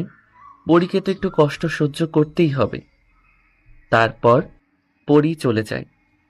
তাই আমি মায়াকে বলি, চল মায়া, শপিংয়ে বের হই, না হলে লেট হয়ে যাব। শপিং তো একটা বাহানা পরীকে পাশে রাখার। বাবু, চলো। তারপর আমি পরি আর মায়া বেরিয়ে পড়ি শপিংয়ের উদ্দেশ্যে। কিছুক্ষণ পর গাড়ি একটা শপিং মলের পাশে দাঁড় করাই। তারপর সবাই মিলে ভেতরে ঢুকি। তখন মায়া নিজের মতো শপিং করতে থাকে আর আমিও পরি ওর পিছে পিছে ঘুরতে থাকি। তারপর আমি মায়াকে বলি বিয়ের বেনারসি কেনার কথা, আর এটাও বলি যে বেনারসিটা আমার পছন্দ করে কিনবো তো। আর কি, আমার সবাই বেনারসি কেনার জন্য চলে যায়। সেখানে গিয়ে আমি বলি, একটা টকটকে লাল কালারের বেনারসি দেখান তো। দোকানদার অনেকগুলো শাড়ি দেখায়, কিন্তু কোনোটাই আমার পছন্দ হচ্ছিল না। তাই আমি পরীকে দেখিয়ে বলি, ওই যে মেয়েটাকে দেখছেন, ওনার মাপের শাড়ি দেখান। তারপর একটা শাড়ি কিনে সেখান থেকে বের হই আর একটা রেস্টুরেন্টে ঢুকি। সেখানে গিয়ে আমি সবার জন্য খাবার অর্ডার করি। কিছুক্ষণ পরে খাবার চলে আসে। খাবার আসার পরে আমি ইচ্ছা করে মায়াকে নিজের হাতে খাইয়ে দিই, যা দেখে পরীর খুব কষ্ট হচ্ছিল, কিন্তু কাউকে সেটা বুঝতে না দিয়ে সেখান থেকে উঠে আসে ওয়াশরুমে যাওয়ার বাহানায়, আর সেখানে গিয়ে কান্না করতে থাকে। পরী ওয়াশরুমে গিয়ে নিজের চোখের জল ফেলতে থাকে আর নিজেকে নিজেই বলে, আমার কেন সবসময় এমন হয়? উনি যখন আমাকে ভালোই বাসতেন না, তবে কেন এত নাটক করলো? কেন আমায় মিথ্যা স্বপ্ন দেখালো? পরী অনেকক্ষণ হলো গেছে, কিন্তু এখনো কেন আসছে দেখার জন্য আমিও ওয়াশরুমের দিকে যাই। আর গিয়ে দেখি পরী নীরবে চোখের অশ্রু বিসর্জন করছে, যা দেখে আমারও অনেক কষ্ট হচ্ছিল, কিন্তু আমারও কিছু করার নেই। এতটুকু কষ্ট ওকে সহ্য করতেই হবে, না হলে কেমন করে হবে। তারপর আমি নিজের চোখের জলগুলো মুছে নিয়ে পরীকে বলি, কি হলো, এখানে কি করছো? কই কিছু না তো। ও, তোমাকে যা বলার জন্য এখানে এসেছিলাম। দেখো তো এটা কেমন হয়েছে। জি স্যার, অনেক সুন্দর লাগছে। এটা কার জন্য? কাল তো আমার আর মায়ার এঙ্গেজমেন্ট, তাই মায়ের জন্য কিনেছি। ও, মায়ার হাতে অনেক মানাবে। মুহূর্তের মধ্যে হাসি মাখা মুখটা চুপসে গেল। তারপর আমি সেখান থেকে চলে আসলাম আর মায়ার পাশে বসে পড়লাম। কিছুক্ষণ পরে পরিও আসলো। তখন আমরা সবাই একসাথে খাওয়া দাওয়া করে রেস্টুরেন্ট থেকে বের হলাম। আমরা যখন রেস্টুরেন্ট থেকে বের হই তখন প্রায় অনেকটাই রাত হয়ে গেছিল। মায়া নিজের গাড়ির সাথে এনেছিল আর আমি আমার গাড়ি এনেছিলাম। তাই আমি মায়ার ড্রাইভারকে বললাম, ড্রাইভার তুমি পরীকে রেখে আসো, আর আমি মায়াকে রেখে আসছি। ওর সাথে আমার কিছু কথা আছে।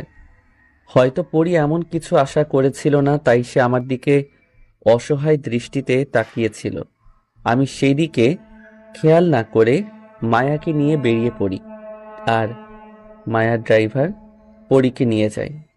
পরীকে আমি যতটা পারি ইগনোর করার চেষ্টা করছি, কারণ ওকে আমি বুঝতে চাই যখন ভালোবাসার মানুষ অবহেলা করে তখন কেমন লাগে। তারপর আমি মায়াকে ওর বাসায় ড্রপ করে নিজের বাসায় চলে আসি আর ফ্রেশ হয়ে ঘুমানোর চেষ্টা করি, কিন্তু কিছুতেই ঘুম আসছে না। তাই আমি আমার এক ফ্রেন্ডকে কল দেই আর আমার কাজ কতদূর এটা জেনে নিই। অন্যদিকে পরি বাসায় পৌঁছে নিজের রুমের দরজা বন্ধ করে দেয় আর কান্না করতে থাকে। ওর মনে হচ্ছে নিজের জীবনটা শেষ করে দিতে, কিন্তু সে পারছে না। কিন্তু একটা চাপা কষ্ট ওর বুকের উপর ভর করে আছে। হয়তো এটা প্রিয় মানুষটাকে হারানোর কষ্ট। এটা শুধু তারে উপলব্ধি করতে পারবে যারা নিজের প্রিয় মানুষটাকে হারিয়েছে। এভাবেই না ঘুমিয়ে রাতটা পার করে দেয় দুজনেই। পরের দিন সকালবেলা ঘুম থেকে উঠে ফ্রেশ হয়ে নেয় পরি, যদিও এটাকে ঘুম বলা চলে না। আজ আরফান আর মায়ের এঙ্গেজমেন্ট, আর এর সকল দায়িত্ব পরির। তাই সে খুব সকালে আরফানের বাড়িতে চলে যায় আর গিয়ে আরফানের বাসার কলিং বেল বাজায়। তখন আরফানের মা দরজাটা খুলে আর পরীকে দেখে বলে, তুমি কে মা? জি, আমি পড়ি, আফরান স্যারের পিএ। ওখানে দাঁড়িয়ে আছো কেন? ভেতরে আসো। বল। পরীকে দেখে আরফানের মায়ের অনেক পছন্দ হয়েছে। আন্টি, ধন্যবাদ। তারপর পরি ভেতরে যায় আর পুরো বাড়ি ঘুরে ঘুরে দেখতে থাকে। একসময় ও আরফানের রুমের সামনে চলে আসে আর দেখে আরফান বাথরুমে আছে। তাই সে আরফানের ঘরের মধ্যে ঢুকে পড়ে আর ভালো করে দেখতে থাকে। আর তখন কে যেন আওয়াজ করে, তাই পরি পিছনে ফিরে কে আছে তাই দেখার জন্য। তখন সে দেখে আরফান শুধু একটা টাওয়াল পরে দাঁড়িয়ে আছে, যা দেখে পরি চিল্লানি দেয়। কিন্তু তার আগে আরফান ওর মুখ চেপে ধরে আর বলে, কি হয়েছে, এত চিল্লাচ্ছ কেন? স্যার, আপনি এটা কি পরে আছেন? আমার তো লজ্জা লাগছে। ও তাই? তারপর আমি ওকে দেওয়ালের সাথে চেপে ধরি, কিন্তু ওর ঠোঁট আমাকে ওর দিকে আকৃষ্ট করে তোলে, যার কারণে আমি ওর ঠোঁটগুলো দখল করে নেই আর ওর ঠোঁটগুলো চুষতে থাকি। ওর ঠোঁটের টেস্টটা আমার কাছে কেন যেন অমৃতর মতো লাগছিল। এভাবে কতক্ষণ ওর ঠোঁট চুষেছি আমার মনে নেই, কিন্তু হঠাৎ পরীর বলা কথাগুলো আমার মনে পড়ে যায়। তাই আমি পরীকে এক ধাক্কায় নিজের থেকে দূরে ঠেলে দেই, আর ধাক্কাটা একটু জোরেই দিয়েছিলাম, যার কারণে ওর হাতের কিছু অংশ কেটে যায়। কিন্তু আমি সেদিকে খেয়াল না করে রুম থেকে বের হয়ে আসি। অন্যদিকে পরি কিছুই বুঝতে পারছিল না যে ওর সাথে কি হচ্ছে। কিন্তু আরফান যখন ওকে ধাক্কা দেয় তখন ওর হুঁশ ফিরে আসে। কিন্তু আরফানের এমন আচরণে ওর অনেক কষ্ট হয়, যার কারণে নিজের অজান্তেই ওর চোখ থেকে জল গড়িয়ে পড়ে। তবুও সে নিজেকে সামলে নিয়ে কাজের দিকে মন দেয়, কিন্তু হাতে আঘাত লাগার কারণে ঠিকভাবে কাজ করতে পারছিল না, যা আরফানের চোখ এড়ায় না। তাই আরফান ওর আম্মুকে গিয়ে বলে, আম্মু, তোমার সাথে কিছু কথা আছে, একটু এদিকে আসো তো। আমার কাছে এসে এই নাও, আর এটা পরীকে গিয়ে দিয়ে আসো। এগুলো দিয়ে আমি কি করব? এটা গিয়ে পরীকে দিয়ে এসো, কারণ ওর হাত কেটে গেছে। কিন্তু ওর হাত কাটলো কিভাবে? প্লিজ আম্মু। ওকে, যাচ্ছে। তারপর আরফানের আম্মু পরীর কাছে যায় আর ওকে পেন কিলারটা দেয় আর বলে, নাও মা, এটা খেয়ে নাও। আন্টি, আপনি অযথা কষ্ট করতে গেলেন। মেয়ের জন্য কিছু করলে মায়ের বুঝি কষ্ট হয়? না, তা কেন হবে? তাহলে বললে? সরি, আর বলবো না। ঠিক আছে। তারপর আম্মু পরীকে পেইন কিলার খাইয়ে দেয় আর ওর হাতে ব্যান্ডেজও করে দেয়। সারাদিন বেশ ব্যস্ততার মধ্যেই কাটে পরীর আর ওর সময়টুকু। এর মধ্যে আরফানকে একবারের জন্য দেখতে পায়নি। এঙ্গেজমেন্টের আর কিছুক্ষণ বাকি আছে। তখন আরফানের বোন এসে পরীকে একটা গাউন দিয়ে যায় আর বলে যায় এঙ্গেজমেন্ট পার্টিতে ওটাই পরতে। তাই পরী আর কিছু না বলে রেডি হয়ে নেয়। নিচে আরফান ও তার বন্ধুরা কথা বলছিল। এমন সময় আরফানের চোখ যায় সেই দিকে, আর আরফান সেদিকে তাকে স্তব্ধ হয়ে যায়, কারণ পরী একটা নেভি ব্লু কালারের গাউন পরে আছে আর সাথে হালকা সাজ, যাতে পরীকে একদম অপসরীর মতো দেখাচ্ছে। মনে হচ্ছে সে পরীকে এভাবে দেখে সারা জীবন কাটিয়ে দিতে পারবে। আরফান ওর চোখের পলকও ফেলতে ভুলে গেছে। তখন আরফানের বোন এসে ওকে ডেকে নিয়ে যায় আর বলে যে এঙ্গেজমেন্টের সময় হয়ে গেছে, তাই আরফান সেখানে চলে যায়। কিছুক্ষণ পর আরফান আর মায়ের এঙ্গেজমেন্টও হয়ে যায়। আর আরফান পরীকে কষ্ট দেওয়ার জন্য ইচ্ছে করে মায়েকে জড়িয়ে ধরে আর ফটো ওঠাতে থাকে, যা দেখে পরী আর সেখানে দাঁড়িয়ে থাকতে পারে না, তাই সেখান থেকে চলে আসে। আর কিভাবে বা দাঁড়িয়ে থাকবে, চোখের সামনে ভালোবাসা মানুষটি অন্য কারোর হয়ে যাচ্ছে আর সে কিছুই করতে পারছে না। এর চেয়েও কষ্টের আর কি হতে পারে বলেন? যার প্রিয় মানুষটি হারিয়েছে সে শুধু এর ব্যথাটি জানে। পরী আরফানের ওখান থেকে চলে আসে আর একা একা নীরবে কাঁদতে থাকে।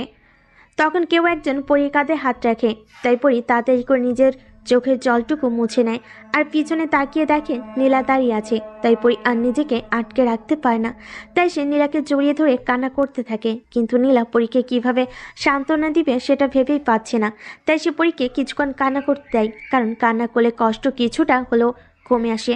তখন পরী নীলাকে বলে, আমি ওনাকে ছাড়া থাকতে পারবো না নীলা, আমি ওনাকে ছাড়া মরেই যাব। শান্ত হ প্লিজ। আর যা কিছু হচ্ছে সেটা তোর কারণেই, তাই না? তুই তো আরফান স্যারের কে বাধ্য করেছিস মায়াকে বিয়ে করতে, তাহলে এখন কষ্ট কেন পাচ্ছিস? তো আমি কি করব তুই বল। আর এখন আর কিছুই করার নেই, কারণ আরফান স্যার আর এঙ্গেজমেন্ট হয়ে গেছে, তাই আগামী পরশু ওনার বিয়ে। আমি কিছু জানি না, আমি যদি ওনাকে না পাই তাহলে নিজেকে শেষ করে দিব। তাই বলে ছাদ থেকে লাফ দিতে যায়। তখন নীলা ওর হাত ধরে ফেলে আর ওর গালে একটা চড় মারে আর বলতে থাকে, কি করতে যাচ্ছিস? তোর মাথা ঠিক আছে? এখন তোর যদি কিছু হয়ে যায় তাহলে আন্টির কি হবে একবার ভেবে দেখেছিস? তো আমি কি করব তুই বল। চল এখন তুই আমার সাথে বাসায় চল, পরে সবকিছু দেখা যাবে। তারপর নীলা পরীকে নিয়ে পরীর বাসায় চলে যায় আর রাতে সেখান থেকেই যায়, কারণ পরী কখন কি করে বসে তাই। অন্যদিকে আরফান সারা বাড়ি পরীকে খুঁজছে, কিন্তু কোথাও ওকে পাচ্ছে না, তাই সে পরীকে ফোন দেয়, কিন্তু ফোনটা রিসিভ করে নীলা আর বলে, হ্যালো স্যার, আমি নীলা বলছি। পরীর ফোন তোমার কাছে কেন? স্যার আসলে পরী ঘুমিয়ে গেছে, তাই আমি ওর ফোনটা রিসিভ করেছি। ও আচ্ছা, ঠিক আছে। তারপর আমি ফোনটা রেখে দিয়ে ঘুমিয়ে পড়ি, কারণ আজ সারাদিন অনেক কাজ করেছি, যার কারণে শরীরটা অনেক ক্লান্ত। বিয়ের দিন আজ আরফান আর মায়ের বিয়ে, তাই আরফানের পুরো বাড়ি নতুন সাজে সাজানো হয়েছে। সবই নিজের নিজের কাজে ব্যস্ত, কিন্তু পরী কিছুতে নিজের কাজে মন দিতে পারছে না, কারণ আর কিছুক্ষণ পরেই তার ভালোবাসার মানুষ অন্য কারোর হয়ে যাবে, আর যা চাইলেও আর ফিরে পাওয়া যাবে না। এসব কথা ভাবছে আর চোখে জল ফেলছে। পরী তখন দেখে আরফান ওর সামনে দাঁড়িয়ে আছে, তখনও সেখান থেকে চলে আসতে লাগে, কিন্তু তার আগে আরফান ওকে ধরে নেয় আর বলে, আজ এসব যা কিছু হচ্ছে এগুলোর জন্য কে দায়ী জানো? তুমি, শুধু তুমি। কি হলো, কথা বলছো না কেন? শেষবারের মতো আপনাকে জড়িয়ে ধরতে দিবেন প্লিজ। না, তুমি সেই অধিকারটা হারিয়েছো। তারপর পরী আর কিছু না বলে আরফানকে জড়িয়ে ধরে। তখন আরফান নিজেরা কন্ট্রোল করতে না পেরে পরীকে সজোরে একটা থাপ্পড় মারে আর বলে, এই মেয়ে, তোমার লজ্জা করে না অন্য কারো হাজবেন্ডকে জড়িয়ে ধরতে? পরী ভাবতেও পারেনি আরফান ওকে চড় মারবে, তাও ও নিজেকে সামলে নিয়ে বলে, সরি স্যার, ভুল হয়ে গেছে, আসলে আমি। ওর মুখ থেকে কথা বের হচ্ছে না, শুধু কান্না করছে। আরফান আর সেখানে দাঁড়িয়ে না থেকে বাইরে চলে আসে, কারণ তার মায়াবতীকে মেরে সে নিজেও অনেক কষ্ট পেয়েছে। তারপর আর সারাদিন পরীর সাথে আরফানের দেখা হয়নি, আর আরফান ওর সাথে দেখা করার চেষ্টা করেনি। কি লাভ নিজের কষ্ট বাড়িয়ে? সব মেহমান চলে এসেছে আর আরফানও বড় সাজে তৈরি হয়ে বসে আছে। ইমান সাহেব বিয়ের কাবিন রেডি করছে, আর কিছুক্ষণের মধ্যেই হয়তো বিয়েটা হয়ে যাবে। তাই পরী আরফানের বাড়ি থেকে বের হয়ে আসে আর নিজের বাসায় চলে যায়। পরী সেখানে আর দাঁড়িয়ে থাকতে পারে না, আর কিভাবেই বা পারবে? চোখের সামনে প্রিয় মানুষটাকে চিরদিনের জন্য অন্য কারোর হয়ে যাওয়া কেউ কি দেখতে পারে? তেমনি পরীও সহ্য করতে পারছে না, কিন্তু নিয়তে লেখা কেউ কি পরিবর্তন করতে পারে বলুন? তাই পরী সেখানে আর না থেকে রাস্তায় বেরিয়ে পড়ে, কিন্তু তার ইচ্ছে করছে নিজের জীবনটাকে শেষ করে দিতে। শুধু নিজের পরিবারের কথা ভেবে এটা করতে পারছে না। পরী আনমনে রাস্তা দিয়ে হেঁটে চলেছে আর আরফানের সাথে কাটানো মুহূর্তগুলো মনে করছে আর নিজের চোখে জল ফেলছে। তখন হঠাৎ একটা গাড়ি পরীর সামনে চলে আসে, কিন্তু পরী সেদিকে কোনো খেয়াল নেই। পরী নিজের মতো হেঁটে চলেছে। যখনই গাড়িটা পরীকে ধাক্কা দিতে যাবে, তখনই কে যেন পরীর হাত ধরে এক টান দেয় আর রাস্তার সাইডে নিয়ে এসে সজোরে একটা চড় মারে। আপনার কি ভেবেছেন রাজ পরীকে বাঁচালো? আরে না, নীলা পরীকে বাঁচালো আর আর চরটা ওই পরীকে মারলো আর বলল, কি করতে যাচ্ছিসটা কি? তোর মাথা ঠিক আছে? কি হলো, কথা বলছিস না কেন? চুপ করে আছিস কেন? কথা বল। ঝাড়ি দিয়ে কথাটি বলল। এবার পরী আর কিছু না বলে নীলাকে জড়িয়ে ধরে কান্না করতে থাকে, কিন্তু পরীকে কি বলে সান্ত্বনা দিবে তা নীলার জানা নেই। তখন পরী বলে, আমি থাকতে পারবো না নীলা, ওনাকে ছাড়া আমি কিভাবে থাকবো? তোকে এখন এটা পড়তেই হবে। তারপর নীলা পরীকে নিয়ে ওর বাসায় চলে যায়। পরীকে একা ছাড়তে নীলার মন চাইছিল না। পরী বাসায় আসার সাথে সাথে নিজের রুমের মধ্যে চলে যায়, জিনিসপত্র ভাঙতে থাকে, তার সাথে কান্নাও করতে থাকে। আর পরীর মা পরীকে এই অবস্থা দেখে অনেক ঘাবড়ে যায়। তাই তিনি পরীর রুমের কাছে যান আর দরজা খুলতে বলে, কিন্তু পরী দরজা খুলছিল না। অনেকক্ষণ ডাকার পর পরী দরজা খুলে তখন পরীর কাছে গিয়ে বলে, কি হয়েছে মা, আমায় বল। পরী নিশ্চুপে কান্না করছে শুধু। আমাকে বলবি না? আচ্ছা, বলতে হবে না, এখন একটু ঘুমাতো। তারপর তিনি পরীর মাথা নিজের কোলের উপর রেখে ওর চুলে বিলি কেটে দিতে থাকে, আর পরীও বেশ কিছুক্ষণ কান্না করার পর ঘুমিয়ে যায়। তখন পরীর মা নীলাকে পরীর কথা জানতে চাইলে নীলা শুরু থেকে শেষ পর্যন্ত যা হয়েছে সব খুলে বলে, যা শুনে পরীর মায়ের চোখের কোণাতেও জল জমতে থাকে। পরের দিন পরী ঘুম থেকে উঠে চমকে যায়, কারণ সে দেখে আরফান তার সামনে সোফার উপর শুয়ে আছে, কিন্তু সে এটাকে ওর মনের ভুল ভেবে আবার ঘুমিয়ে পড়ে। অন্যদিকে আরফান পরীকে ঘুম থেকে উঠতে থেকে তাড়াতাড়ি শুয়ে পড়ে, যাতে পরী কী করে তা দেখার জন্য। কিন্তু একই পরী ওকে দেখা সত্ত্বেও আবার ঘুমিয়ে পড়ল। বাপ্পারে, কি ঘুম! আমার মতোই ঘুম। তখন আরফান পরীর কাছে যায় আর ওর বেডের পাশে থাকা টেবিল থেকে পানির গ্লাস হাতে নেয় আর পুরো পানি পরীর গায়ে ঢেলে দেয়। তখন পরী চিৎকার করে ওঠে আর বলে, আম্মু গো, তোমার বাড়ির ছাদ ফুটো হয়ে গেছে আর পানি পড়তেছে, তাড়াতাড়ি ছাতা নিয়ে আসো। আরফান পরীর কথা শুনে হাসবে নাকি কানবে ভেবে পাচ্ছে না, তাই সে পরীকে বলে, ওই মেয়ে, কি শুরু করছো কি তুমি? আরফানের কথা শুনে পরী টিপ টিপ করে নিজের চোখের পাতা খুলে আর আরফানকে ভূত দেখার মতো চমকে যায় আর বলে, আপনি এখানে? অনেক চিল্লাই কথাটি বলল, ততক্ষণে পরীর মা আর নীল ওর রুমে এসে গেছে। তুমি কি অন্য কাউকে আসতে বলেছো নাকি? না, আর আসতে বললেও তাতে আপনার কি? আমারই তো সব। তখন পরীর আম্মু পরীকে বলে, কিরে, এই সাত সকালে চিল্লাচিল্লি করছিস কেন? আম্মু, ওই পোলা আমাদের বাসায় কি করছে? বারে, আমার শ্বশুরবাড়ি আমি থাকবো না তো কে থাকবে? ওই বেটা নেংটি ইঁদুর, আফ্রিকান হাতি, নাইজেরিয়ান অ্যানাকন্ডা তোর শ্বশুর মানে? তোর শ্বশুর বাড়ি মানে? যা ভাগ, দূরে গিয়ে মর। পরীর কথা শুনে আমার বেহুশ হওয়ার অবস্থা। আল্লাহ, ওই মাইয়া কি কয়? ওই বেটা খচ্চর, কথা বলছিস না কেন? তুমি যদি আর একটা বাজে কথা বলেছো তাহলে আমার থেকে খারাপ আর কেউ হবে না, বলে দিলাম। আমার কথা শুনে পরী একদম চুপ হয়ে যায়। তখন আবার আমি বলি, কি হলো, কথা বলছো না কেন? কথা কানে যাচ্ছে না নাকি? নিজেই তো চুপ থাকতে বললেন, তাহলে আবার বকা দিচ্ছেন কেন? কথাটি বলার সময় ওর চোখে পানি দেখতে পেলাম, মনে হয় ভয় পেয়েছে। তাই আমি ওকে নিজের বুকের মধ্যে জড়াই ধরি। কি হলো, তুমি কান্না করছো কেন? তো বকা দিলেন কেন? আচ্ছা বাবা, আর বকা দিব না বলে ওর কপালে ভালোবাসার পরশ বসিয়ে দিলাম। পরীর কপালে কিস করার সাথে সাথে পরী আমাকে চিমটা মারে আর বলে, ওই কি করছেন আম্মু এখানে? ইস, আমি তো ভুলেই গেছিলাম। আমাদের কাজ কারবার দেখে পরীর আম্মু হাসতে হাসতে রুম থেকে বের হয়ে যায়। তখন পরী আমাকে বলে, আপনার না কালকে বিয়ে হয়েছে, তাহলে এখন এখানে কি করছেন? বিয়ে? কার বিয়ের কথা বলছো তুমি? আপনার আর মায়ের বিয়ে। আমার কোনো বিয়ে হয়নি, আর ওইটা শুধু নাটক ছিল, মায়ার সত্যিটা সবার সামনে আনার। মানে? তারপর আমি পরীকে আমার প্ল্যানের ব্যাপারে খুলে বলি আর একটা ভিডিও দেখাই। আপনারা হয়তো ভাবছেন কি প্ল্যান, তাই তো? তাহলে শুনুন। আমি যেদিন শুনি যে মায়ার পেটে বাচ্চা আছে আর সেটা আমার, তখন আমার মাথা কাজ করা বন্ধ করে দেয়। তাই আমি আর রবি মিলে একটা প্ল্যান করি, যেখানে রবি আমার চেয়ে বেশি ধনী সেজে মায়ার সাথে মিশে আর ওকে নিজের ভালোবাসার জালে ফাঁসায় আর বলে আমার সাথে বিয়ে না করতে, কারণ আমার সমস্ত সম্পত্তি এখন চলে গেছে আর মায়াও সেটা বিশ্বাস করে নেয়। আর বিয়ের সময় যখন ওকে কবুল বলতে বলা হয় তখন সে কবুল না বলে বিয়ে ভেঙে দিয়ে চলে আসে আর নিজের সব দোষ স্বীকার করে, যা আমি রেকর্ড করে রাখি।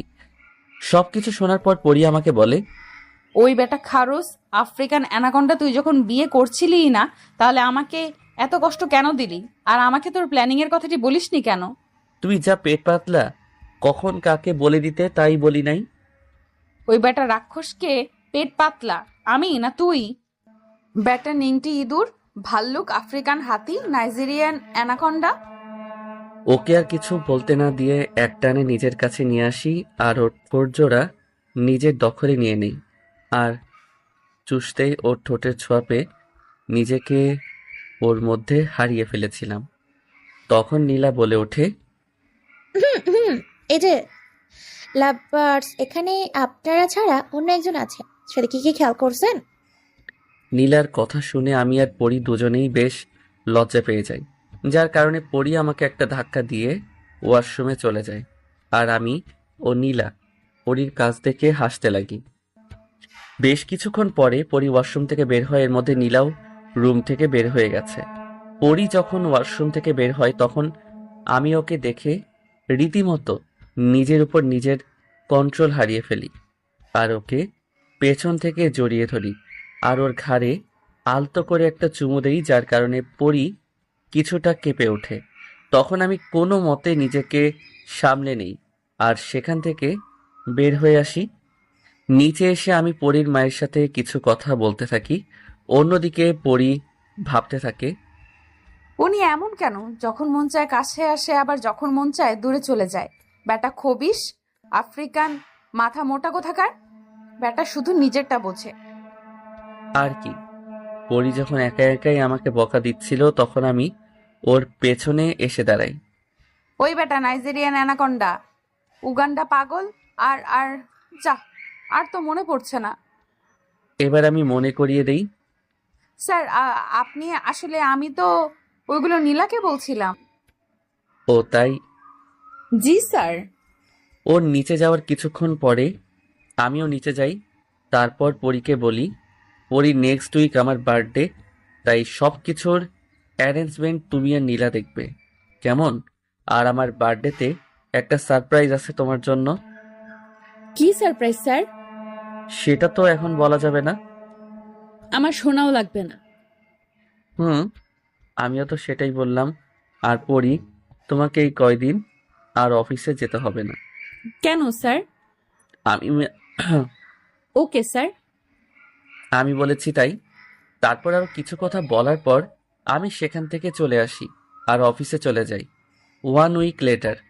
দেখতে দেখতে 1 সপ্তাহ চলে যায় আর আজ আমার বার্থডে, তাই পরি আর নীলা সকল অ্যারেঞ্জমেন্ট নিজের হাতে করে।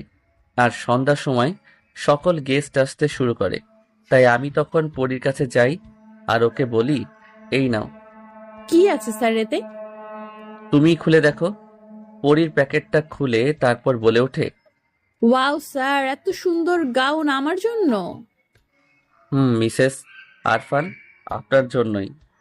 আমার মুখে মিসেস আরফান ডাকটা শুনে পরি প্রায় কান্নার মতো হয়ে যায়, তাই আমি বলি, হয়েছে, এখন গিয়ে রেডি হয়ে নাও তো।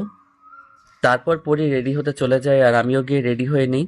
রেডি হয়ে এসে আমি বন্ধুদের সাথে আড্ডা দিচ্ছিলাম, তখন আমার চোখ যায় সিঁড়ির দিকে আর সেখানেই আমার চোখ আটকে যায়, কারণ পরি ব্ল্যাক গ্রাউন পরে আছে, সাথে হালকা সাজ, যা দেখে যে কেউ পাগল হয়ে যাবে। আর পরিও আমার দিকে অবাক চোখে তাকিয়ে আছে, কারণ আমিও ব্ল্যাক শেরওয়ানি পরে আছি। তখন হঠাৎ একটা ছেলের কথা আমার কানে ভেসে আসে আর ছেলেটি বলছিল, দোস্ত দেখ কি সেক্সি মাল, যদি এক রাতের জন্য পাইতাম। কথাগুলো পরীকে ইঙ্গিত করে বলছে। তখন আমি নিজের রাগ কন্ট্রোল করতে না পেরে ওই ছেলেটিকে গিয়ে একটা ঘুষি মারি, তারপর এলোপাতাড়ি মারতে থাকি। আমার এমন কাজ দেখে সবাই অবাক হয়ে যায়, তাই আমি সবাইকে বলি, এখানে কিছু হয়নি, প্লিজ আপনারা পার্টি এনজয় করুন। তারপর ওই ছেলেটার কলার ধরে বাইরে নিয়ে আসি আর বলি, আজ শুধু এই পার্টির জন্য বেঁচে গেলি, নয়তো তোকে আজ মেরেই ফেলতাম। কাজটা কিন্তু ঠিক করলেন না মিস্টার আরফান, এর হিসাব আপনাকে দিতে হবে। এই কথা বলেই সেখান থেকে চলে গেল। তাই আমিও ভিতরে চলে আসি আর সবার সাথে কথাবার্তা বলে পার্টি শেষ করে দেই। কিন্তু পরীকে কোথাও খুঁজে পাচ্ছিলাম না, তাই ওকে খুঁজতে লাগি। কিছুক্ষণ পরে দেখি পরী পুল সাইডে বসে আছে, তাই আমি ওর কাছে যাই। কিন্তু ওর কাছে যাওয়া মাত্রই পরী আমাকে জড়িয়ে ধরে আর আমাকে পাগলের মতো কিস করতে থাকে। এর মুখ দেখে মদের গন্ধ পাচ্ছিলাম। আমি নিজেকে সামলে রাখার চেষ্টা করছিলাম, কিন্তু পরী আমাকে পাগল করে তুলছিল। সে আমার শেরওয়ানির সব বাটন খুলে দেয় আর আমাকে কিস করতে থাকে। তখন আমিও আর নিজেকে কন্ট্রোল করতে পারি না, তাই আমিও ওর ডাকে সাড়া দিই আর ওর ঠোঁটগুলা নিজের দখলে নিয়ে চুষতে থাকি। তারপর আমি পরীকে নিজের কোলে তুলে নেই আর আমার রুমে নিয়ে যাই আর রুমের দরজাটা বন্ধ করে দেই। তারপর পরীকে বিছানায় শুইয়ে দিয়ে নিজের শেরওয়ানিটা খুলে ফেলি আর পরীর কাছে গিয়ে ওর ঘাড়ে নাক ডুবিয়ে দেই আর চুষতে থাকি। তখন আস্তে আস্তে পরীর নিঃশ্বাস ভারী হতে থাকে, তাই আমি পরীর গাউনের হুকগুলো একে একে খুলি আর হারিয়ে যাই ভালোবাসার এক অজানা শহরে। পরদিন সকালে আরফানের আগে ঘুম ভাঙিয়ে পড়ি, কিন্তু ঘুম থেকে উঠে ওর প্রচণ্ড মাথা ব্যথা অনুভব হয়। তাই ও যখন ওয়াশরুমে যেতে নিবে তখন সে চমকে যায়, কারণ সে আরফানের বুকের উপর শুয়ে আছে আর তাদের গায়ে বিন্দু মাত্র কাপড় নেই। আর সে দেখে এটাও তার নিজের রুম নয়। তখন পরীর রাতের কথাগুলো মনে পড়ে। নেশার মধ্যে কাল রাতে যা হয়েছিল সব পরীর মনে পড়ে যায়। আর রাতের কথাগুলো মনে পড়ার সাথে সাথেই পরী ফুপিয়ে ফুপিয়ে কান্না শুরু করে দেয়। অন্যদিকে আরফান ঘুমাচ্ছিল। তখন কারোর ফুপিয়ে কান্নার আওয়াজ ওর কানে যায়, তাই সে টিপ টিপ করে চোখ খুলে দেখে পরী কান্না করছে। তখন আরফান উঠে বসে আর পরীর গায়ে হাত দেয়। তখন পরী বলে ওঠে, স্পর্শ করবেন না আমায়। কি হয়েছে, তুমি এমন করছো কেন? আমি কেন এমন করছি আশা করি সেটা আপনাকে বলে দিতে হবে না। আরফানও তখন গত রাতে ঘটে যাওয়া সব ঘটনাগুলো মনে পড়ে যায়, তাই সে বলে, মানছি কাল রাতে যা হয়েছে সেটা ঠিক হয়নি, তাই বলে এত বাড়াবাড়ি করার কি আছে? তখন পরী আরফানের হাতটা নিজে থেকে ছাড়িয়ে নিয়ে আরফানের গালে একটা চড় মারে আর বলে, তোর মতো ছেলেদের বিশ্বাস করাও ভুল, যার শাস্তি আমি এখন পাচ্ছি।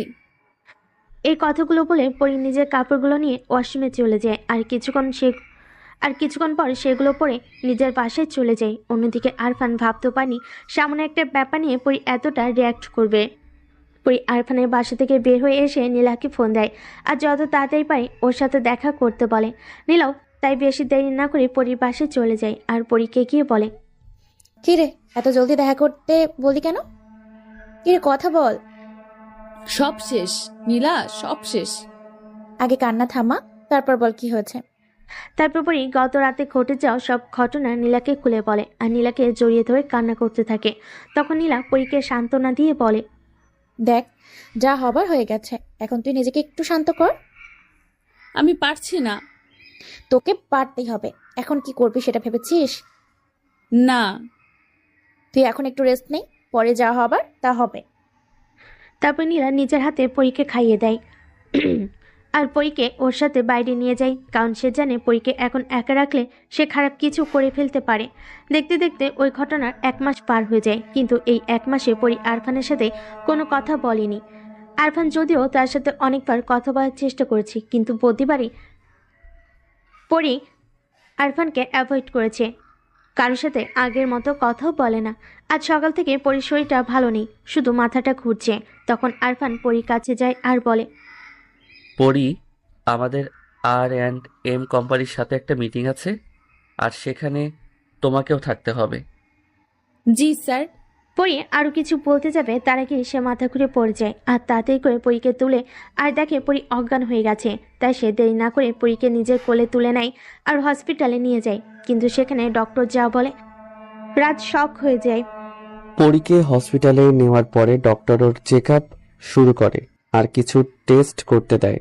তারপর ডক্টর এসে যা বলে তাতে আমি শক হয়ে যাই, কারণ ডক্টর এসে বলে, কংগ্রাচুলেশন মিস্টার আরফান, আপনার ওয়াইফ প্রেগনেন্ট।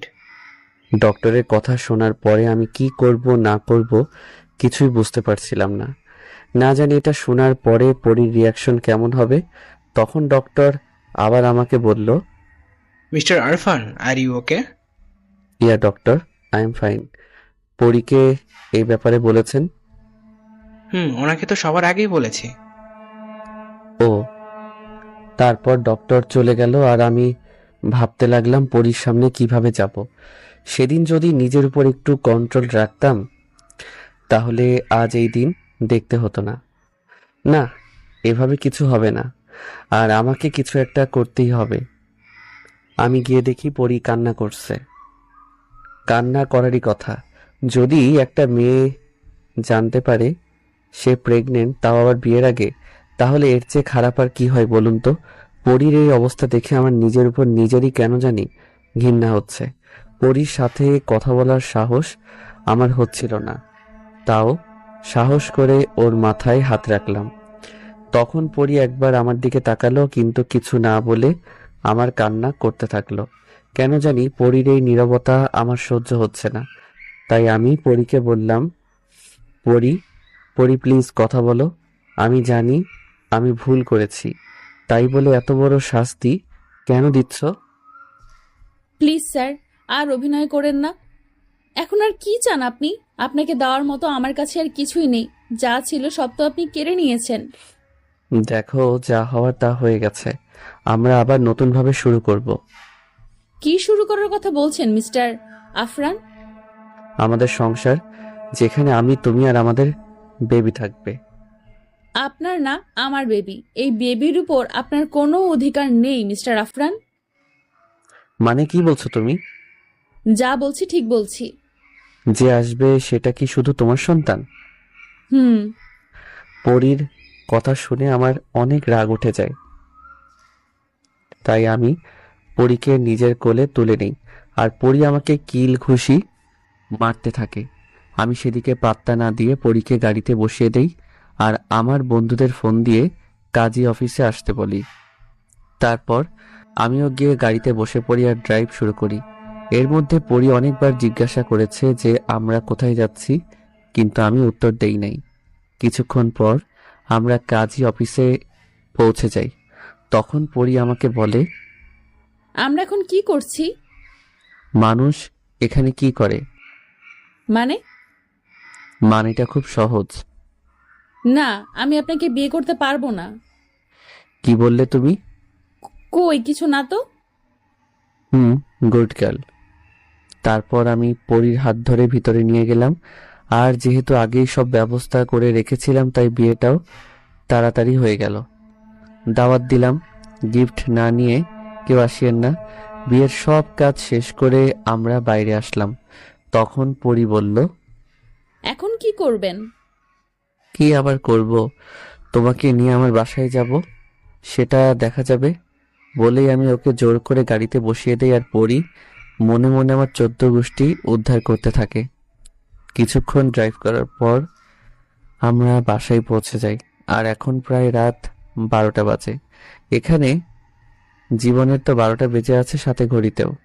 দরজা নক করার সাথে সাথে আম্মু খুলে দেয় আর বলে, এতক্ষণ কই ছিলি আর ফোন কেন ধরছিলি না তুই? ঠিক আছিস তো? আম্মু, আমি ঠিক আছি, কিন্তু আমি একা আসি নাই, সাথে তোমার বৌমাও আছে। মানে তুই বিয়ে করেছিস আর কাকে করলি? তখন আমি পরীকে আম্মুর সামনে নিয়ে আসলাম, আর আম্মু পরী দেখে খুশি হলেন, কারণ আম্মু জানতেন যে আমি পরীকে ভালোবাসি, তাই তিনি কিছু বললেন না। কিন্তু আব্বু আমাকে বলল, তুমি হঠাৎ বিয়ে করলে আর আমাদের জানানোর প্রয়োজন মনে করলে না?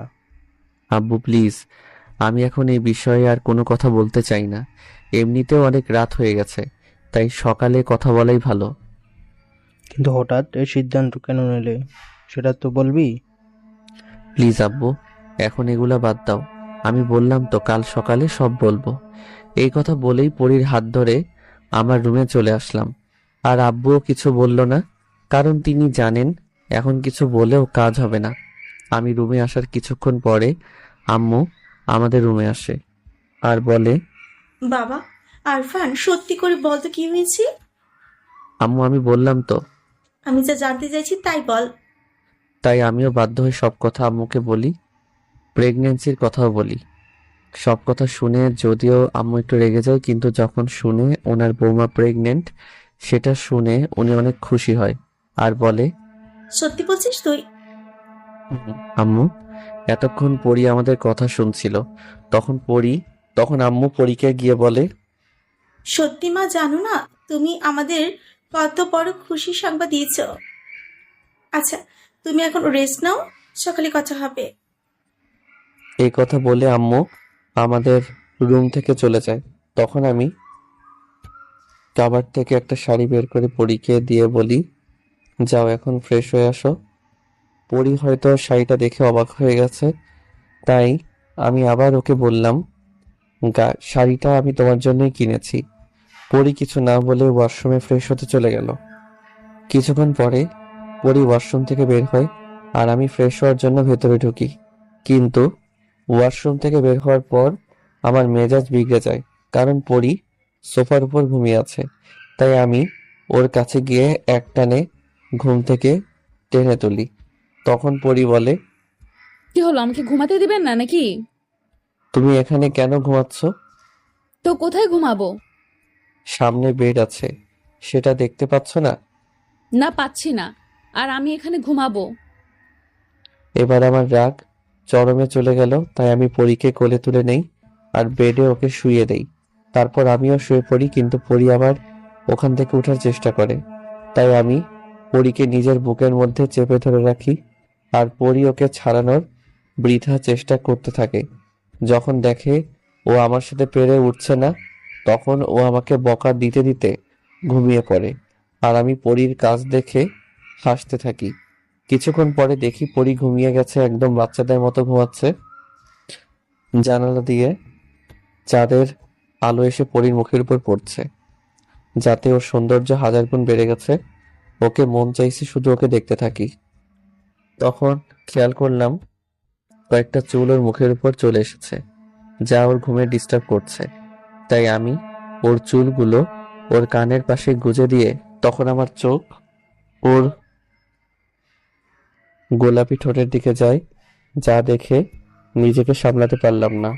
তাই ওর ঠোঁটের সাথে আমার ঠোঁট হালকাভাবে ছোঁয়ালাম, যাতে ওর ঘুম না ভাঙে। তারপর ওর দিকে তাকিয়ে শুয়ে পড়লাম। পরের দিন সকালে আরফানের আগেই ঘুম ভাঙে পরির, আর সে চোখ খুলে দেখে আরফান ওকে এখনো জড়িয়ে ধরে আছে।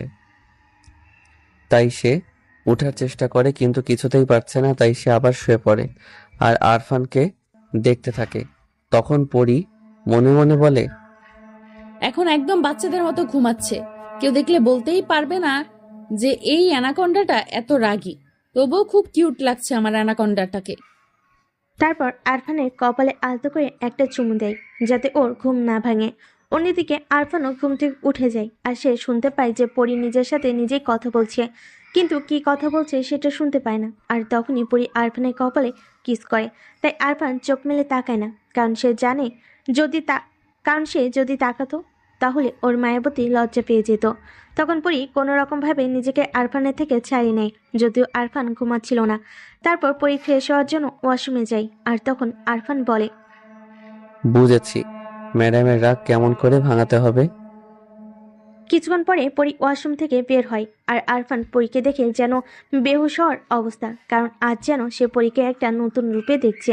ব্ল্যাক কালার শাড়িতে পরীকে বেশ মানিয়েছে, আর ভেজা চুল তো আছে, যা যে কাউকে ঘায়েল করার জন্য যথেষ্ট। তখন আরফান বলে ওঠে, হাই। কি? তোমার রূপ তো আমাকে পাগল করেই ছাড়বে। বলেই ওকে পেছন থেকে জড়িয়ে ধরলাম। তাই? হুম। এখন ছাড়ুন তো। উফ। তারপর পরীকে আমার দিকে ঘোরাই আর আমার চোখ যায় ওর ঠোঁটের দিকে, যা বিরামহীনভাবে কেঁপেই চলেছে আর আমাকে পাগল করে তুলছে। তাই আমি ধীরে ধীরে ওর ঠোঁটের দিকে এগিয়ে যাই আর পরী আবেশে চোখ বন্ধ করে নেয়। কিন্তু যখনই আমি ওর ঠোঁট আমার দখলে নিব, কেউ বলে ওঠে, এই আমি কিছু দেখি নাই। ওই তুই এখানে কি করছিস? শুন, আর দরজায় নক করতে পারিস না? বাহ নিজেরা দরজা খুলে রোমান্স করছো, তাতে কিছু না, আর আমি দেখলেই দোষ? আচ্ছা, এগুলো বাদ দে আর বল কি জন্য এসেছিস। ও, আব্বু তোদেরকে ডাকছে। আর হ্যাঁ, একটা কথা, পরের বার রোমান্স করার সময় প্লিজ দরজাটা অন্তত বন্ধ করে নিস। কি? তখন আমি পরীর দিকে তাকিয়ে দেখলাম সে হাসছে। তাই আমি ওর কানে কানে বললাম, এখন যত হাসার হেসে নাও, রাতে কিন্তু আর হাসার সুযোগ দিব না। কি বললেন? তুমি যা শুনেছ তাই। তারপর পরীকে আর কিছু বলার সুযোগ না দিয়ে আমি নিচে চলে আসি, আর আমার পিছে পিছে পরীও নেমে আসে। নিচে নামার পর আমি সোজা খাবার টেবিলে গিয়ে বসে পড়ি। তখন আব্বু আমাকে বলল, তোর মা আমাকে সব বলেছে, তাই আমি ভাবছিলাম কি বিয়ে যেহেতু হয়ে গেছে তাহলে রিসেপশন করলে কেমন হয়। তুমি যা ভালো বুঝো করো। তাহলে ঠিক আছে, নেক্সট উইকে তোদের রিসেপশন পার্টি রাখবো। ঠিক আছে। আজ রিসেপশন পার্টি, সবাইকে ইনভাইট করা হলো, অফিসের সবাইকে। আর পরীর আব্বু আম্মু কেউ অফিসের সবাই এক এক করে শুভেচ্ছা জানাচ্ছে। হঠাৎ উপরে তাকাতেই আবার নতুন করে ক্রাশ খেলাম। পরী লাল বেনারসি পরছে, যেটা আমি দিছি, আমার সামনে আসে। কি মিস্টার, এমন হা করে কি দেখছেন? আসমানে পরী দেখছি। হয়েছে, আর পাম মারা লাগবে না, সবাই দেখতেছে। ও হ্যাঁ, তাই তো। তারপর আব্বু সবাইকে বলল আমাদের বিয়ে, কথা হাততালি দিয়ে শুভেচ্ছা জানালো সবাই একসাথে। পার্টি শেষ, পরী রুমে গেছে, আমি বন্ধুদের সাথে আড্ডা দিতেছি ছাদে। কখন যে 12টা বেজে গেছে মনে নেই। এই রে, 12টা বাজলো কখন? এই তোরা থাক, আমি গেলাম। ওদের বিদায় দিয়ে রুমে ঢুকে দেখি বউ আমার খাটের উপর বসে আমাকে দেখে আমার কাছে আছে। কই ছিলি এতক্ষণ? আমার কলার চেপে ধরে অনেক রেগে বন্ধুদের সাথে ছাদে ভয় ভয় বললাম, এবং রাগে প্রথম দেখলাম। রুমে বউকে রেখে তুই বাহিরে কেন? আমাকে টাচ করবি না। অভিমান সুরে ওর চোখ হালকা পানি জমে গেছে। আচ্ছা বাবা, আর হবে না, এবারে মতো মাফ করে দাও। আপনি আমাকে টাচ করবেন না। আমি ওকে আমার দিকে ঘুরে 4 ঠোঁট এক করে দিলাম। ভালোবাসার রাজ্যে হারাই গেলাম, বাকিটা ইতিহাস।